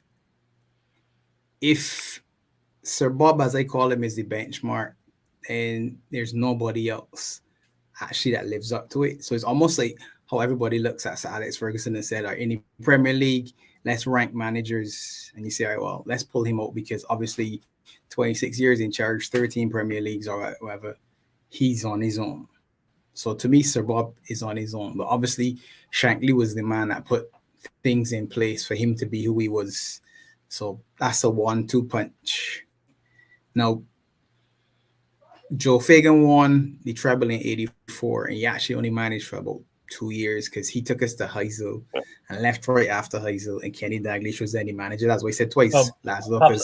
Not to reveal my age, but why did he leave and stuff? Heysel was a disaster. Heysel was a disaster in 85. Okay. Which is when we got banned from Europe. So much like Hillsborough isn't something that you really want to talk about, but it's part of the history and the story that is us. So Kenny Dalglish was manager from then all the way through. So he basically took care of those 2 very dark periods in our history. So depending on what you look at and what you rate, now if you're just looking at success as lifting trophies, then it's all about Paisley. But if you're looking at stories and other things, King Kenny has to be part of the tapestry, which is what he is. When you see that big flag of managers, he's on that flag as well. He didn't win the European Cup because we weren't in Europe at that point in time. We were banned. And arguably we were still the best team in Europe. Best team in Europe. Yeah. In that period of time. Yeah. Arguably. So to add other question and stuff to the OGs and stuff like that, is it because of the ban, do you think is that why we didn't win the league, or we didn't win, like we wasn't recognized as, because if I remember correctly, right, that period after the ban and stuff, it kind of stifled us in regards to like being successful in the Premier League era and stuff. Or am I wrong in that way and stuff? Thinking the ban actually stopped, probably in my mind anyhow. The ban stopped the Premiership from being the Premiership earlier. So English football would have been, if you go back again to where Laszlo said in 77 we won. So in that same period, Forest won it back to back. Forest lifted the European Cup back to back. Aston Villa won it. Liverpool then won it 3 times in 4 years. So there's a period of between, I think, a 10-year span that the English clubs won 7, 8 of the European Cups that were there. So English football was on a high. Then the ban came in. It was everybody that got banned. So it wasn't just us that got banned. We got banned the longest, but England was on a ban fully, which then meant none of the top players, obviously, that wanted to play in Europe were going to come to England. And I think that period of time then stopped what could have happened beforehand. Then for us, we were then behind because of that, because we then got the ban was, I think, 5 years for everybody else, and we were longer. So when everybody else went back to Europe, we were still in the ban. And Man Well, United no, took Pop. advantage of the ban. Yeah, go ahead, Laszlo. What happened was everyone was banned for 5 years, right? Yeah, We 5 were years. banned Yeah. for we were Was this banned one for extra? 6 years, which was one Was extra. one But what extra? happened was at the time, it was still only whoever finished top Top. qualified Yeah, for the one man. European Yeah. Cup. So what happened was we won the league in the fifth year. So even though we were banned, it still became a 6 year ban because we were the club to qualify. So it was everybody else was banned for 5 years, we were banned for 6, but because we were league champions, it was us that would have qualified, so it became a de facto 6 year ban anyway. And the first club to qualify for Europe as champions after the ban expired was Arsenal, which was the following season. Yeah. So yeah, it basically meant a 6 year ban of all English clubs not being able to play in Europe, which is what led to a lot of the big money going to Italy. Yeah. And Italy becoming, so you're right, it stopped England becoming as big as it would have, but yeah, We would it have been the became Premiership literally a de beforehand, in my facto, opinion. definitely, but Premiership would have it been literally just ahead of went time. 6 years. 6 years with no English club. Everton for about 2 years were probably as good as us, probably the best team in. Never got to play in Europe, so the residual from that, the hate that's only just kind of dripped away is the fact that it was our fault. But that's 6 years with no European football. So all the best players, Lineker went to Barcelona, Mark Hughes went to Barcelona, boys started going to Italy. Italy, yeah. And what one thing that a lot of people forget is that at that point, Scottish clubs could still play in Europe. So all Mark Hateley, Terry Butcher, all the English boys, a lot of them actually went to play in Scotland. And Playing for Rangers, Rangers innit? became one of the best Yeah. teams in Europe. I Yeah, think just so in they could play European football. I think even Ian Rush went to Juventus. Yeah, even Yeah, Ian Rush yeah. went to Yeah. Juventus. Rushy went to Juve, Well, she went for a year and but came just, back, yeah. Yeah. straight away came back. And then But came back. even some of these boys, they'd go to play in Scotland just so they could play in European football. Yeah. Jeez. Rangers was, that was crazy times. It was peak, man. But as well, like this is where the era of prime Liverpool was. When you guys were walking the league and just being better than everyone, really. Like you could argue that Liverpool were like the best team in the world at them times. It was a point that was a very strong argument. You guys should have won the Champions League final in '85, bro. You could be on 8th. Yeah, that's So, a dark day in the club's history. I want to ask one more question Yeah. before Silent has to leave soon and stuff. But I want to ask one more question for Silent before he leaves. Something funny and stuff. So we're all into movies. Some might not be current, some might be old and stuff like that. What role in any movie would you feel like you would have done better than the actor in that movie? I'm a really bad actor, man. So it can be goofy, it can be something funny, it can be something serious, whatever you felt like you know what, like I could have done that role but better and stuff like that. What role would that be, Sideline, before you leave and stuff? I'm a very bad actor, man, so I don't have that skill. So I don't think I could have done any acting role in any movie better than. Come on, but if you were to pick one and stuff, something funny and stuff, it doesn't gotta be right or wrong and stuff. You know what? Jim Carrey, me, myself, and Irene, or something like that. Okay, Sideline. Okay, Let's Sideline. go with something crazy like that. How All right, about that? Sideline. No, Tamer. I was kind of a Forrest Gump vibe from you, and I don't know. I'm gonna say nothing about that. You know what I mean? Forrest I Gump can is see you. I can see you just in Forrest Gump type stuff. You know. Oh, man. Well, if it was 10, 20 years ago, yeah, maybe I could run like Forrest Gump, but not Yeah. anymore. Okay. All right. Yeah. okay. But silent, thank you for coming on, man. I Yeah, appreciate it. no, big up, guys. Thank you so much for Big having Sailor, me. man. Okay. Take care, guys. Nope, Now big that up. Take care, man. Bless check your up. side, man. Real bad, man. But Take care. Maddie, you're up, Maddie. What character, what actor would you think you would have done a better role and stuff? Well, I'm gonna stick to what I know best. So I would have to go with God, what's his name? The his name is right on it. Tom Hanks movie, Stranded on the Island all by Oh, the himself. dude. Oh, Castaway, The dude. Castaway. The Castaway. Castaway. There you go, Castaway. Yeah. Although Who he you? did a very good job in the movie, there were certain things that I know personally that I would have done a better role in that. But that is only because, as I said, I am from that military background from since I was the age of 11. So it makes me more equipped and adept at stuff like that. I just don't think you wanted to learn lines, but I think you just looked at that movie and that go, yeah, I wouldn't have to learn any lines in that movie. I think that's what you're looking at there. There you go. Yeah, yeah. He says nothing for the entire movie. I could play that. I could play that. Yeah, he says nothing Yeah. for the Maddie, entire movie. Maddie, I was gonna ask you if you were gonna be Wilson or Tom Hanks. Which one were you? Wilson! Wilson! Not Alright. Wilson.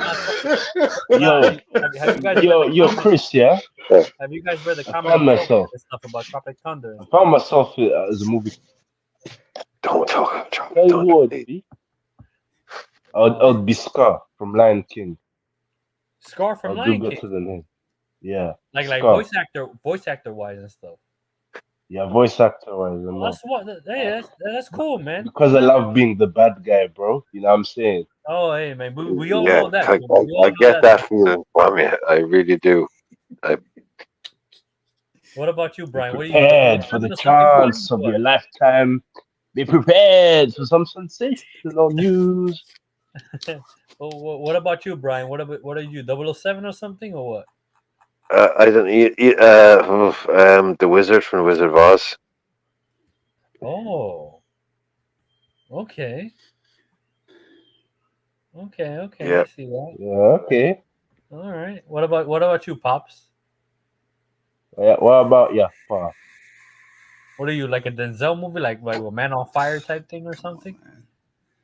Nah, I'm Gary Coleman in different strokes, man. What are you talking about, Willis?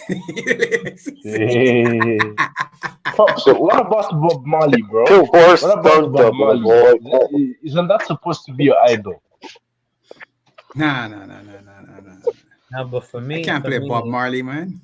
Nah, Quality challenge. They ain't gonna- First things first, that they ain't gonna glue on here and all that. Come on, man. nah, but for me, Don't forget, Pops, you got to smoke. Big time. Yeah, but for me, if I was to pick one, I don't know if you guys seen the movie. It's obviously Benicio del Toro. Just say Benicio del Toro. No, get out of It's Brian. like- Get out of here, Brian. Get out of here, Brian. You know you want to say you're Benicio del Toro. You're like No, in but Sicario. I was gonna say Seven. I don't know if you guys seen the movie Seven. Everyone's seen Seven. I will play. Yep, that's one of what's the in the greatest ball? movies ever. I will What's play in the Brad. box? I think I would do a better job than Brad Pitt in that movie, from my opinion. That's one of the most brilliant movies of all times. Now, The Seven Sins. That movie was great. Like that was movie ahead for of me- its Yeah. time. That was ahead of its Yeah. time. A lot of people to this day still don't They don't understand get it. the Seven Sins. They don't get it. Yeah. Wait, Pops, what do you mean by, like, in regards to it was ahead of its time? Because for me, one film that I think was ahead of its time was Matrix. For me, Yep, Matrix is the greatest movie ahead of its time. For me, I think it was ahead of his time. But why would you say 7 is ahead of his time and stuff? I don't think anything's ahead of its time. Everything is always of its time, surely. But anyway, I guess so.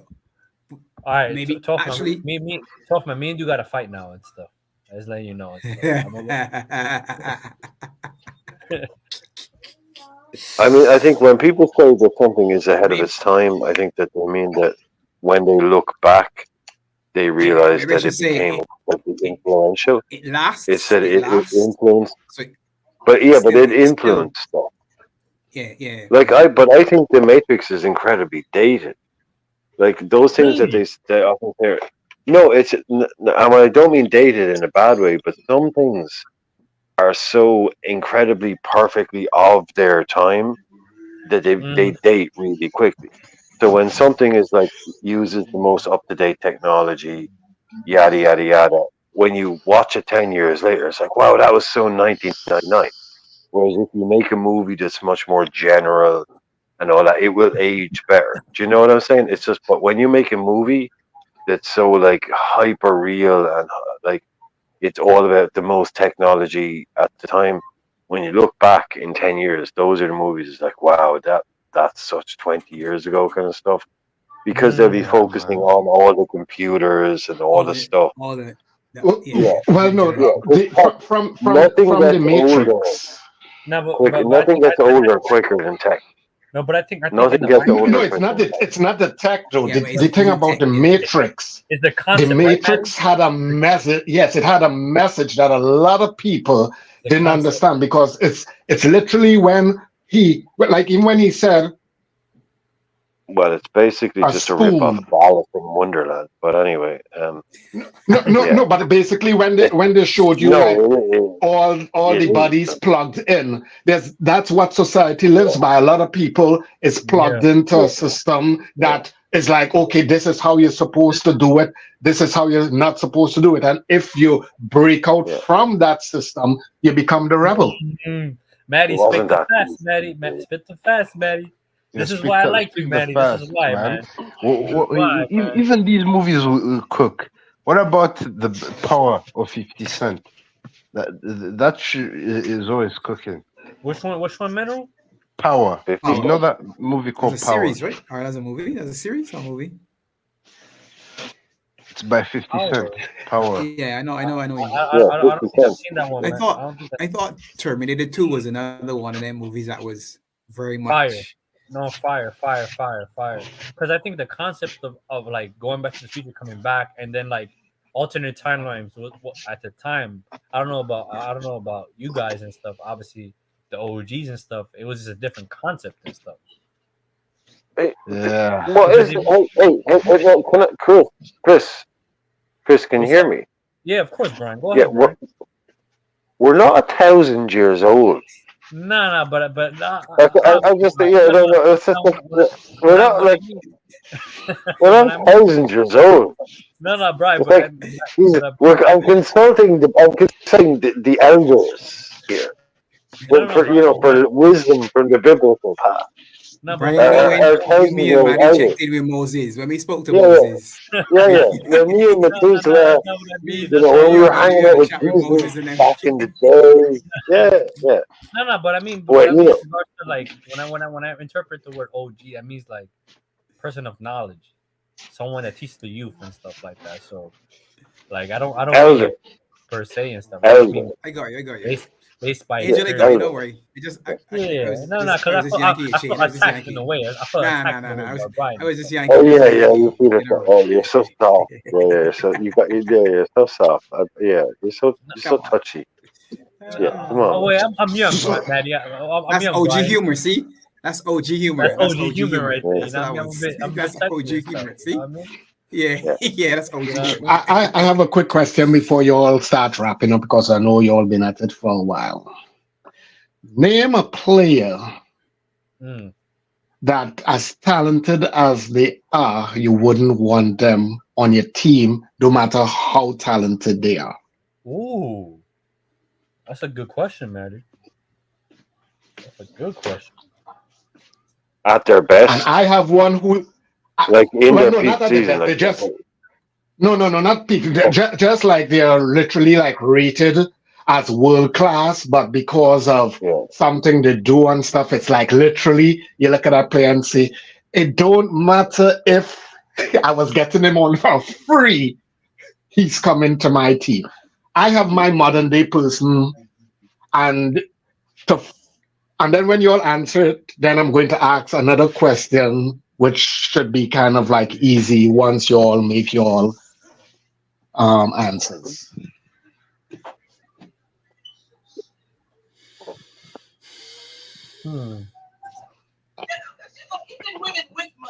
I guess I'll answer the question first, but that's probably. I say Ronaldo. I will say bias and stuff like that in regards to the hype around him during that time and stuff. But for me, I felt like in 2014 after the World Cup, I think James Rodriguez for me was, I guess, at the time he could have been the pinnacle of football, but I think his attitude-wise and dedication. Yeah, James Rodriguez, bro, he's a bozo, bro. Yeah, like I think altitude and attitude and mental strength, I think messed him up. I think so. I guess that would be the player for me that I would have wanted, but knowing now his attitude and stuff, and his dedication to the game. For me, it's Dele Alli, bro. Like, how do you decline like that, bro? Doing all that shit. You know what I mean? No, but Dele, if I'm correct, he was going through personal problems as well. Yeah, I think he went out. He was going through. I get that, bro, but he's a millionaire, bro. He's a millionaire, bro. Yeah, he gets paid money, bro. Money don't make you happy, man. Money don't make you happy, man. You still bro, life, man. Do you realize that fans contribute to player wages with the tickets and all that? Doesn't matter. Yeah, still well, doesn't change it. Still doesn't change it. Your bank balance doesn't make you happy, man. Especially if you got some serious problems. Yeah, being molested was horrible, bro. You shouldn't. Well, anyway, so yeah, Brian, what were we talking about? Wait, time What's your pick? What's your pick? Hollywood Rock. What did he do tonight instead? What did Mbappe do tonight? I'd go with nothing, man. I wouldn't want Ronaldo. I don't know if he's, but I don't really get like the questions like which the best player with the worst reputation. It's like, so that would be like. Finally, I mean, the OG came on, man. Finally, man. But Suarez has a pretty shit reputation. Do you know what I mean? So it's like, yeah, Suarez is a wrong in it. 1 second, yeah, Brian. Oh, here we go. Before we continue, bro, we gotta get big up to the OG Barnes and stuff like that. Show some love, Barnes, you know, real bad man. All right, now we talking. Get back in here, man. Get back in here, man. Bajan Bonds is back, man. I love it. And he's gone again. What's going on, fella? What's going on? Nah, man. Bad man. And then you show up. Yeah, Bajan Bonds is great. Whenever Bajan Bonds pulls up, yeah, it reminds me of Daddy coming back home with the gifts and all that.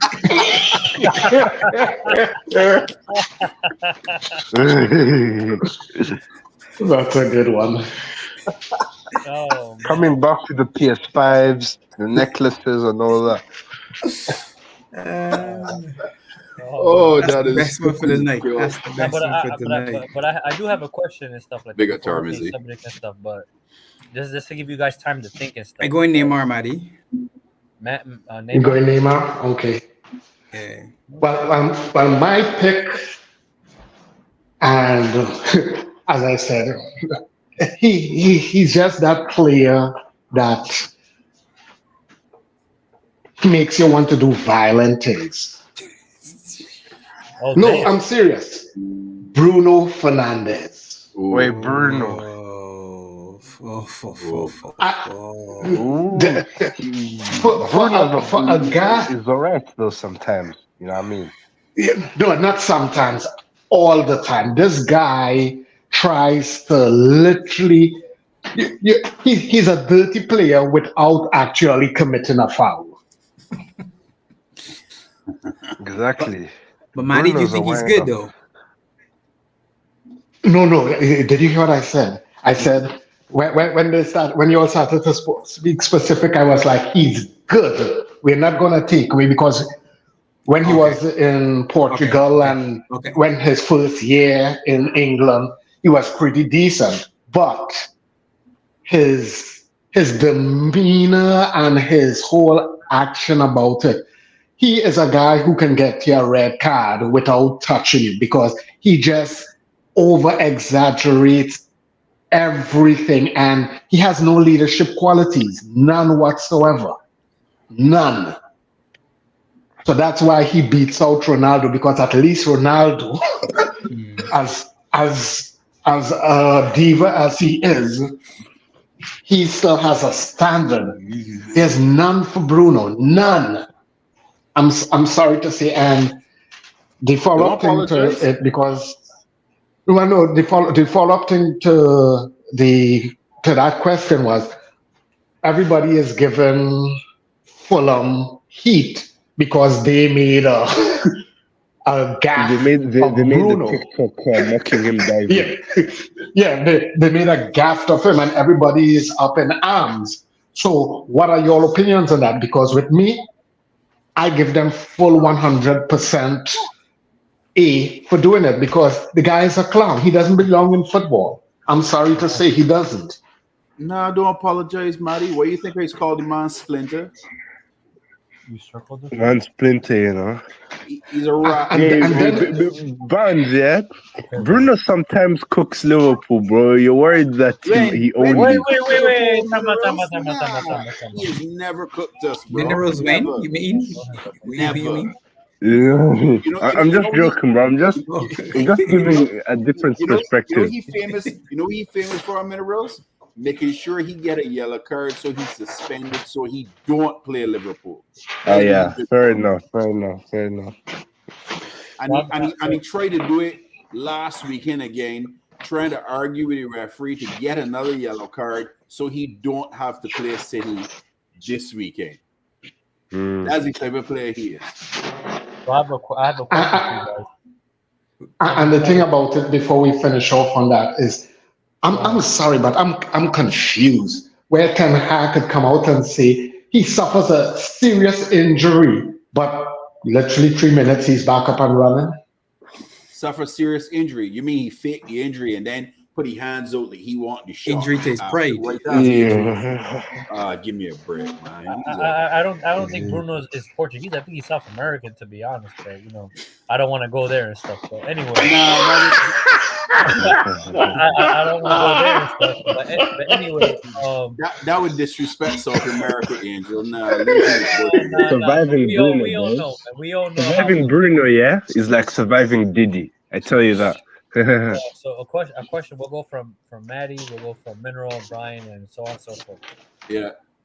As a kid, what was the worst beating you got from your parents, and what was the reason for it? Oh, I already get it. I said that already last week. I already said that last week. No, I don't think you did. I think you told me which one you got away with and stuff. No, I said there was one that I got when I was in nursery school, and I took a crayon and mark up all the people tiles, and my dad gave me a whooping. The only whooping I have ever gotten in my life from my pops. Really? And I couldn't sit for a week. Okay. Well, Maddie, what are you up to? Okay, so sorry. This one is complicated, but I'll divulge as much as I can. So, Brian on? At around, I want to say the age of 11, I had a major surgery, and the area was still kind of like sore and healing and all that sort of stuff. And my sister came. She never lived with us, but she frequented, and She came down, she started her little trouble like she usually did. And it wasn't a beating, it was just literally a hit where I got hit on that spot because of her.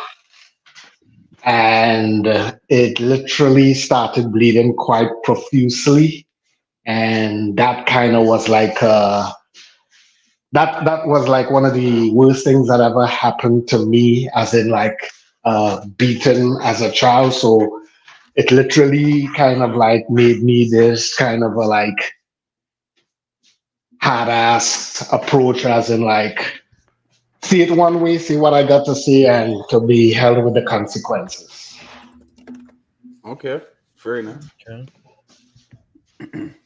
Minerals, you always got Mm-hmm. bad ones, so let me hear you. The general, the general, you know. So listen, yeah. The heaviest beating I received, yeah, is one time my pops hit me, yeah, with an electric cord, like 5 times, on the bum, and a couple times around my body. It was because I was I was playing with his documents. His documents. Yeah, What documents is that? it's stuff related to work. Okay. Okay.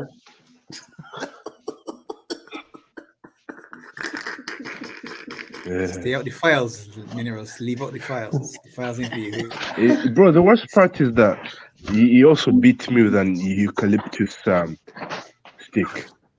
Wow. Those are the sticks they use in Africa as well. Yep. That's serious. That's like a tamarind rod that you get, or a bamboo stick in Barbados. Yeah, boy. Or a bull pistol in Trinidad. Yeah, but yeah, that's another one too. Yeah. Yo, yeah, I have a good question, yeah, for the guys. So surviving Diddy, yeah, or surviving Roy Hodgson?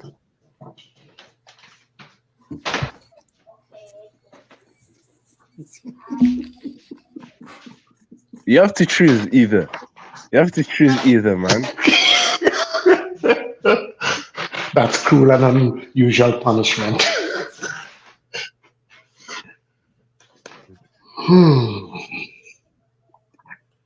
Maddie, I can let you answer that question. Hold on, let me find a coin.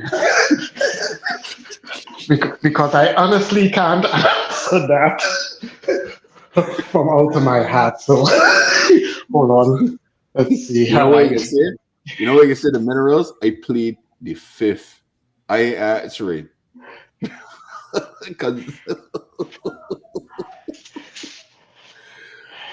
You know what? Surviving Roy Unfortunately, Hodgson, it's not too bad.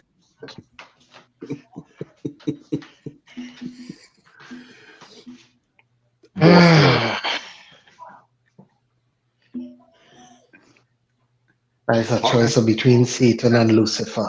That sounds like Andy Stream, babe. That's what that sounds like to me. Jesus Christ. all right, I can go a little bit more later. Name me. I can start with Angel with this one.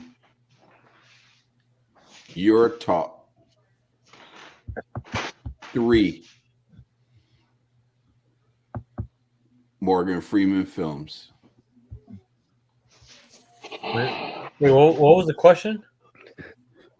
Name me your top 3 Morgan Freeman films.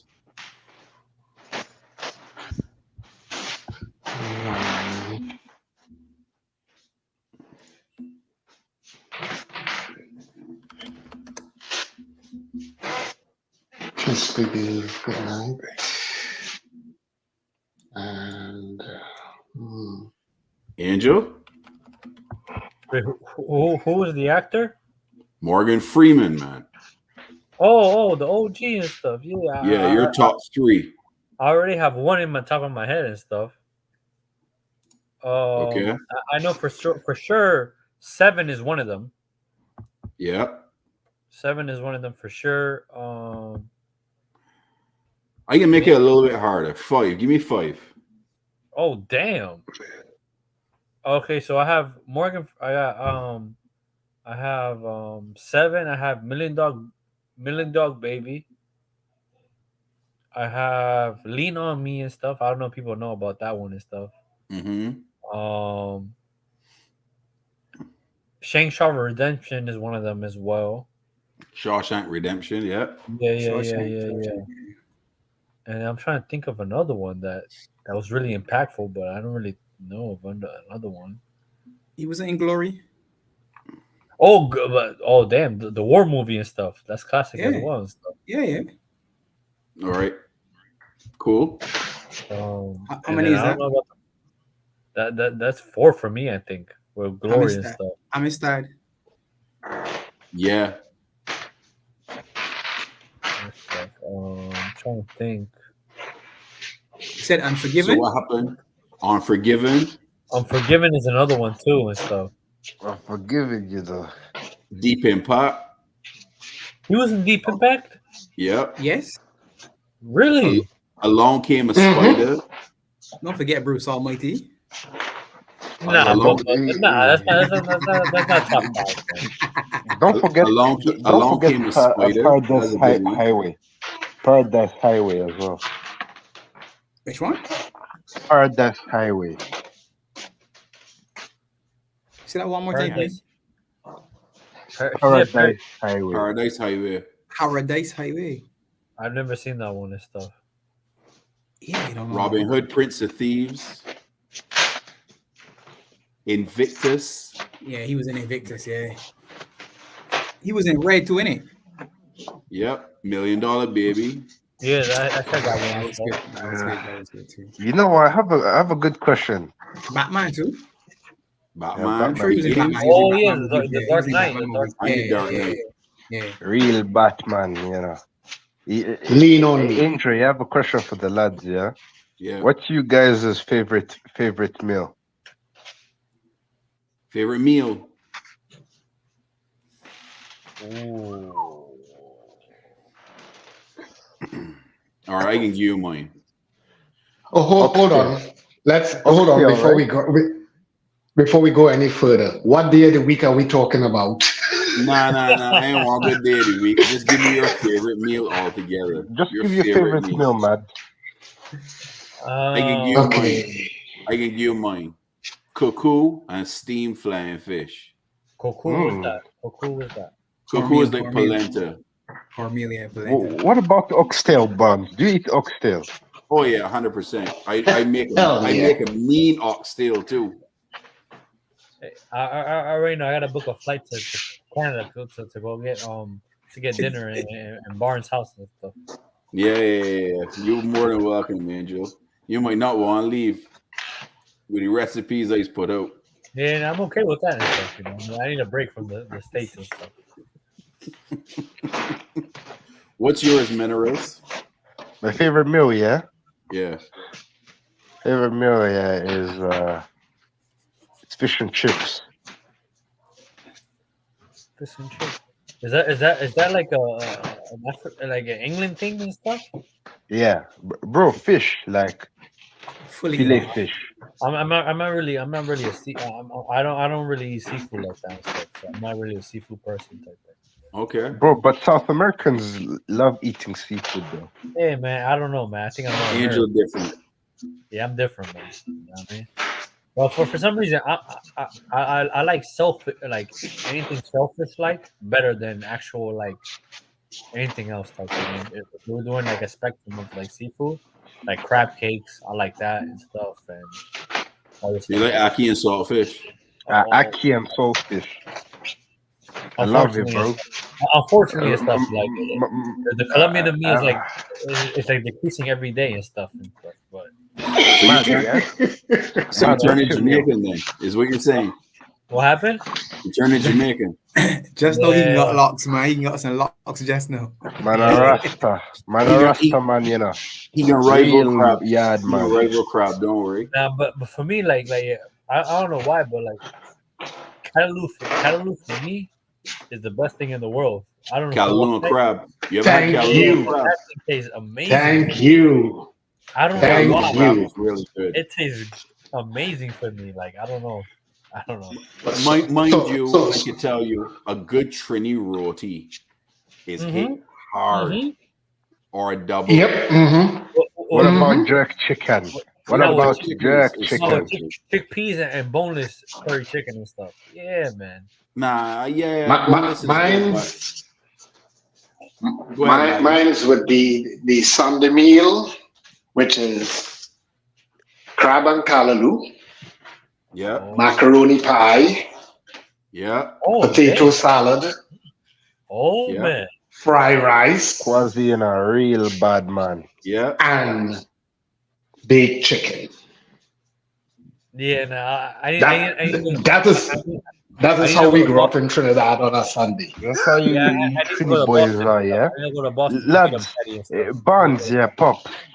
Like jerk chicken, was that is that you guys' go-to meal?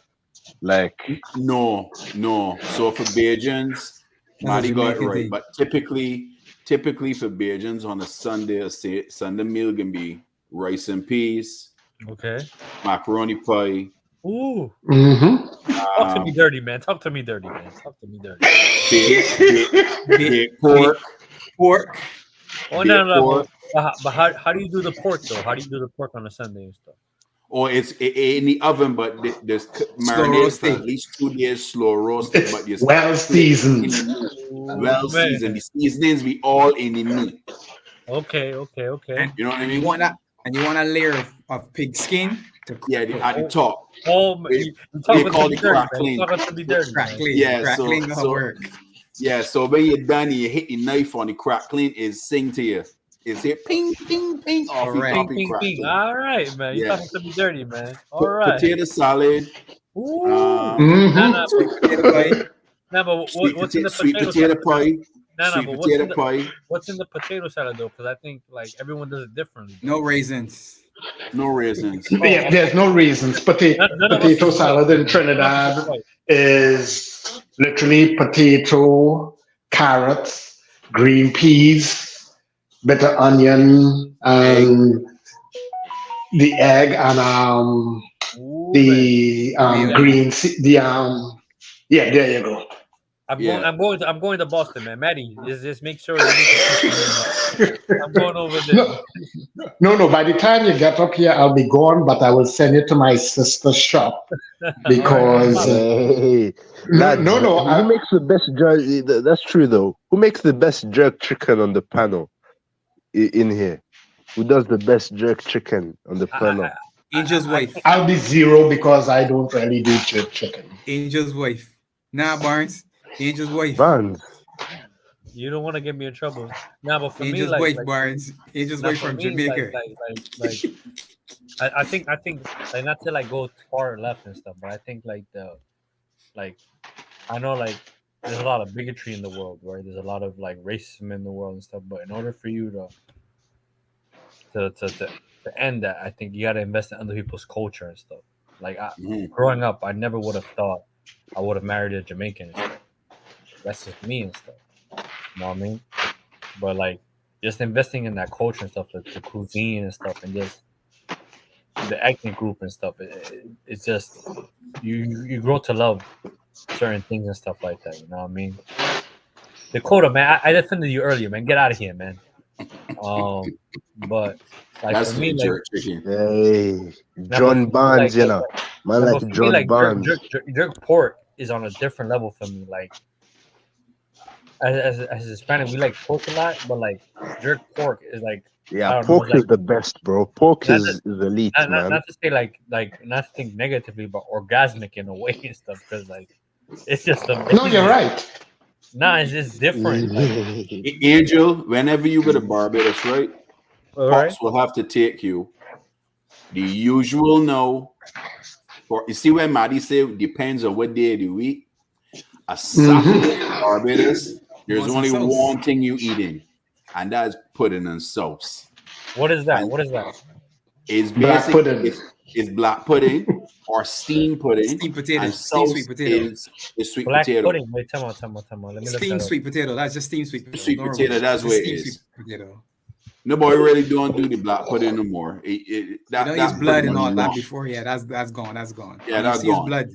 You see blood Oh before. no, we eat that in the Colombia. We call it morcilla and stuff. Okay, and Yeah, then we eat that sauce. too, man. Yeah. Come on, man. Don't talk to Sauce me now like is this. I don't know. pork that boiled with herbs and all that stuff, and then after it is cut up and then it's pickled with cucumber and onion and lime and stuff. And then you have boiled breadfruit with that Breadfruit. breadfruit. Yes. In Trinidad, especially around Carnival, bacon shark. Bacon shark, yeah. And you know what Trinidad real famous for too? Matty lips are probably water right now. Pilau. Oh, listen, I eat pilau every week. Is amazing, bro. Like I eat pilau every week. What is pilau is amazing, bro. We always eat pilau is similar to peas and rice. Peas and rice, okay. But it's similar to peas and rice, but it's pushed up even more.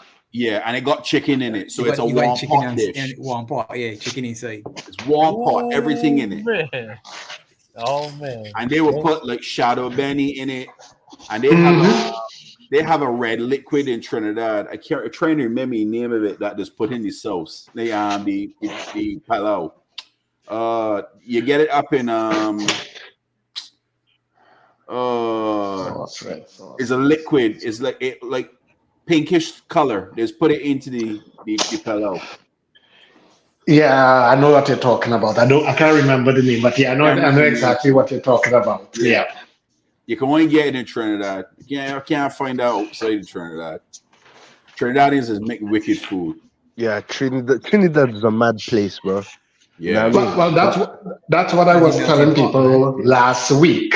It's the melting pot of the world. Every race goes there, and their dishes is literally it's just different. And Angel, I'll give you a next thing too, because I know Pops and them, they know about it. Now, back home, we drink a lot of juice, like grapefruit juice, lime juice, and all that sort of stuff. Passion fruit, right? Passion fruit juice. Oh, I love that too. There's something called Angostura bitters. It's only found and made in Trinidad. Okay. Add that to a juice, it takes a juice to a different level. Okay. I actually got a bottle in my bar upstairs. wait, Thomas. So just question and stuff for the young one and stuff. Sorrow, where does it come from? Sorrow plant. That's all. You find it all over the Caribbean, through the Caribbean. That's a Christmas drink. Yeah. No, but is that like does it all taste the same, or is it just different for each country? Yeah, everybody's pretty much doing each country makes it different, because I know each country makes it different, innit, bro? Jamaica predominantly makes it with ginger in it, whereas in Trinidad there's no ginger in it at all. Yeah, so it varies from country. It varies from country to country. I think Barbados. But not country, island to island. No, I love sorrow, man. Like I don't even sound Colombian anymore. Too. But sorrow is amazing. I make it from scratch every Christmas with the orange peel. But Angel, what's up? There's a next one for you. It's an acquired taste, but the qualities that comes from it is amazing. Morby. Yeah. No. What is that? My bad. It's from a bark of a tree. It's from a bark of a tree. Angel, you want that one? You want that one, Angel? Nah. No. My kids. It depends on how bitter you make it, because you can make it where it's not that bitter, where you can drink it. But Angel, Manny, what is it, like a drink or something, or? Yeah, it's a drink. Okay. It's a drink. But the thing about Morby and a lot of Rastafarians and stuff, they will drink it where it's really bitter and stuff. but the qualities and the stuff that you get from it is actually good for a lot of skin diseases and afflictions that Syrup, okay. that As he syrup, people. as he syrup. Maddie, you see him on my screen? Yeah. You're cheating, Got Barn. me You're cheating. seeing You're that. cheating, Barn. You're cheating. Get some Well, bark and well, boil it, well, man. well. That one is showing up good. There you go. Sorrow. Hey, Sorrow, yeah, okay. so Now you know something else that I like. Just being married to my wife or something, having to experience it. Rum cake. Oh Yo, yeah, the black cake. The black cake. yeah, Yo, We call it rum black cake cake. is good, man. Yeah. Yeah, black cake. Sorry, like let me excuse Black my cake. language. Black cake. Oh my god, that thing is amazing. Amazing. That is amazing. take a whole Amazing, man. year. That take a whole year to do, you know. Angel fully Really? Yep, converted, because you man. have to. You have to grind up all the currants and stuff and put it to soak and And stuff. soak Yep. it with rum. That's a year Yep. process. 1 year process. Oh, what else? Mm-hmm. They also eat coconut drums. What is it? Is this the right word or something? Ooh, coconut bread. Coconut bread? I think so and stuff, or like banana bread and stuff. That's a Bajan thing, boy. Yeah. We boss when it comes to Bajan coconut bread. Or Nana, you Yeah, know that coconut I bread, like you to, know. you might know it and stuff. Hardo bread. Hardo bread, yeah. Oh, That's that Yeah, burns- hard oh, bread. that burns me. We all know that. That's Yeah, a hardo bread. Yeah. Yep, that's predominantly from Jamaica. But yeah, hardo bread is very nice. Yeah. As well, yeah. On the panel here, like Barbados, like, why do they have like the same language as Jamaica? Why do you both speak patois or something? All islands got a dialect to them. So Jamaicans got a dialect, Trinity's got a dialect, Bajans got a dialect, Vincentians got dialect, St. Lucians got dialect. Each Green Grenada, each one of them got their own little way. If you want a real patois, you're gonna more get it in St. Lucia, St. Vincent, because they got the more broken down English than Bajans and Trinities and Jamaicans have a dialect. But Jamaicans do break up words a lot worse than a lot of the other islands. I can just be honest. It took me a while to Bajans eat words. We speak fast. Yeah. So if Listen, your ears ain't plugged in, you see. Maddie Listen, sound like he's singing all I've the been time. around a lot of Maddie's a singer. yardis, Chris, yeah, as well. Like, I've become almost a yardie. Buffalo soldier, that we fight for Jamaica. Look, I can give you an example. Right, Maddie, of a Bajan talking. Here it is. Listen to this here. Yep, cockroach you want beer, gonna spray pan you from the back to the front. Yep, parasite that want 7 train pan. What part when this come from? You want put in the back here full of beer back shirt, go up them and your boat in there, you can't breathe. You understand? Sheep back kind. Study your head.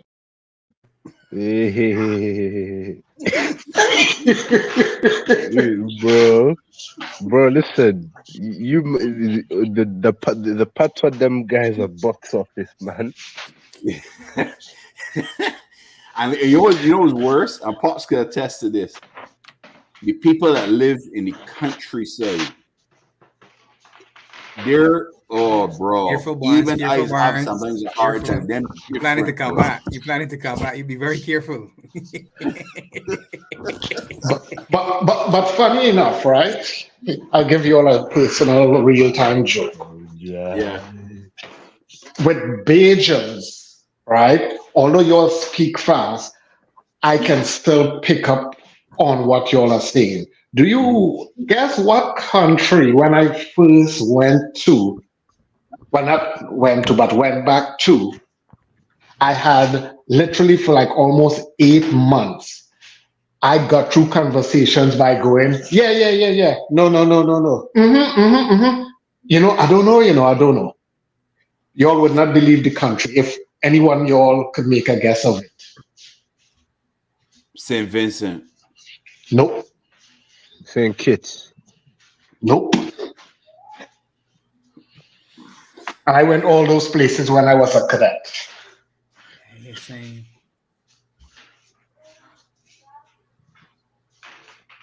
I'll cut the suspense.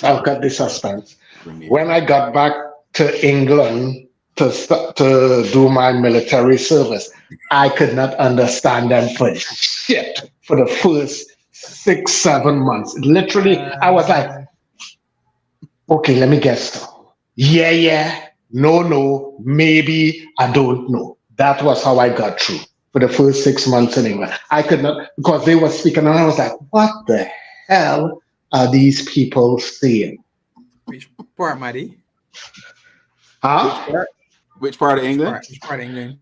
Which part of England? This was literally all over England, because when I first came back across to join the military, I ended up in Rushden in Northamptonshire. Okay. Then I was in Higham Forest. Then I went down to Catford. Then I was in Lewisham. Then I was in Lewisham. Then I was in Barking, near East Ham, West Ham area. Yeah, and then and then from there I went north to do my training and stuff within the military. But whilst I was in it, or Lancashire, Catterick.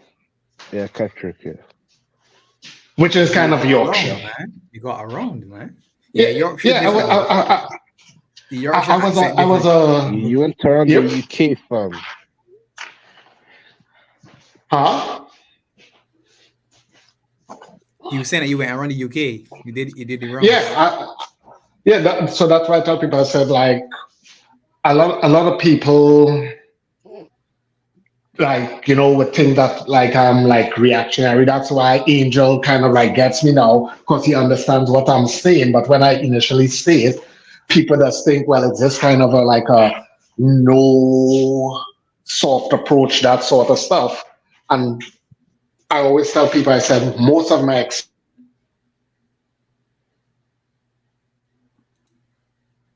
Maddie cut out. Rascally, dog. Manny internet gotti. Listen. No, listen, yeah, let me do a concert, yeah. Me a Bob Marley. Buffalo Soldier. The 2 fights for Jamaica. Real Rasta.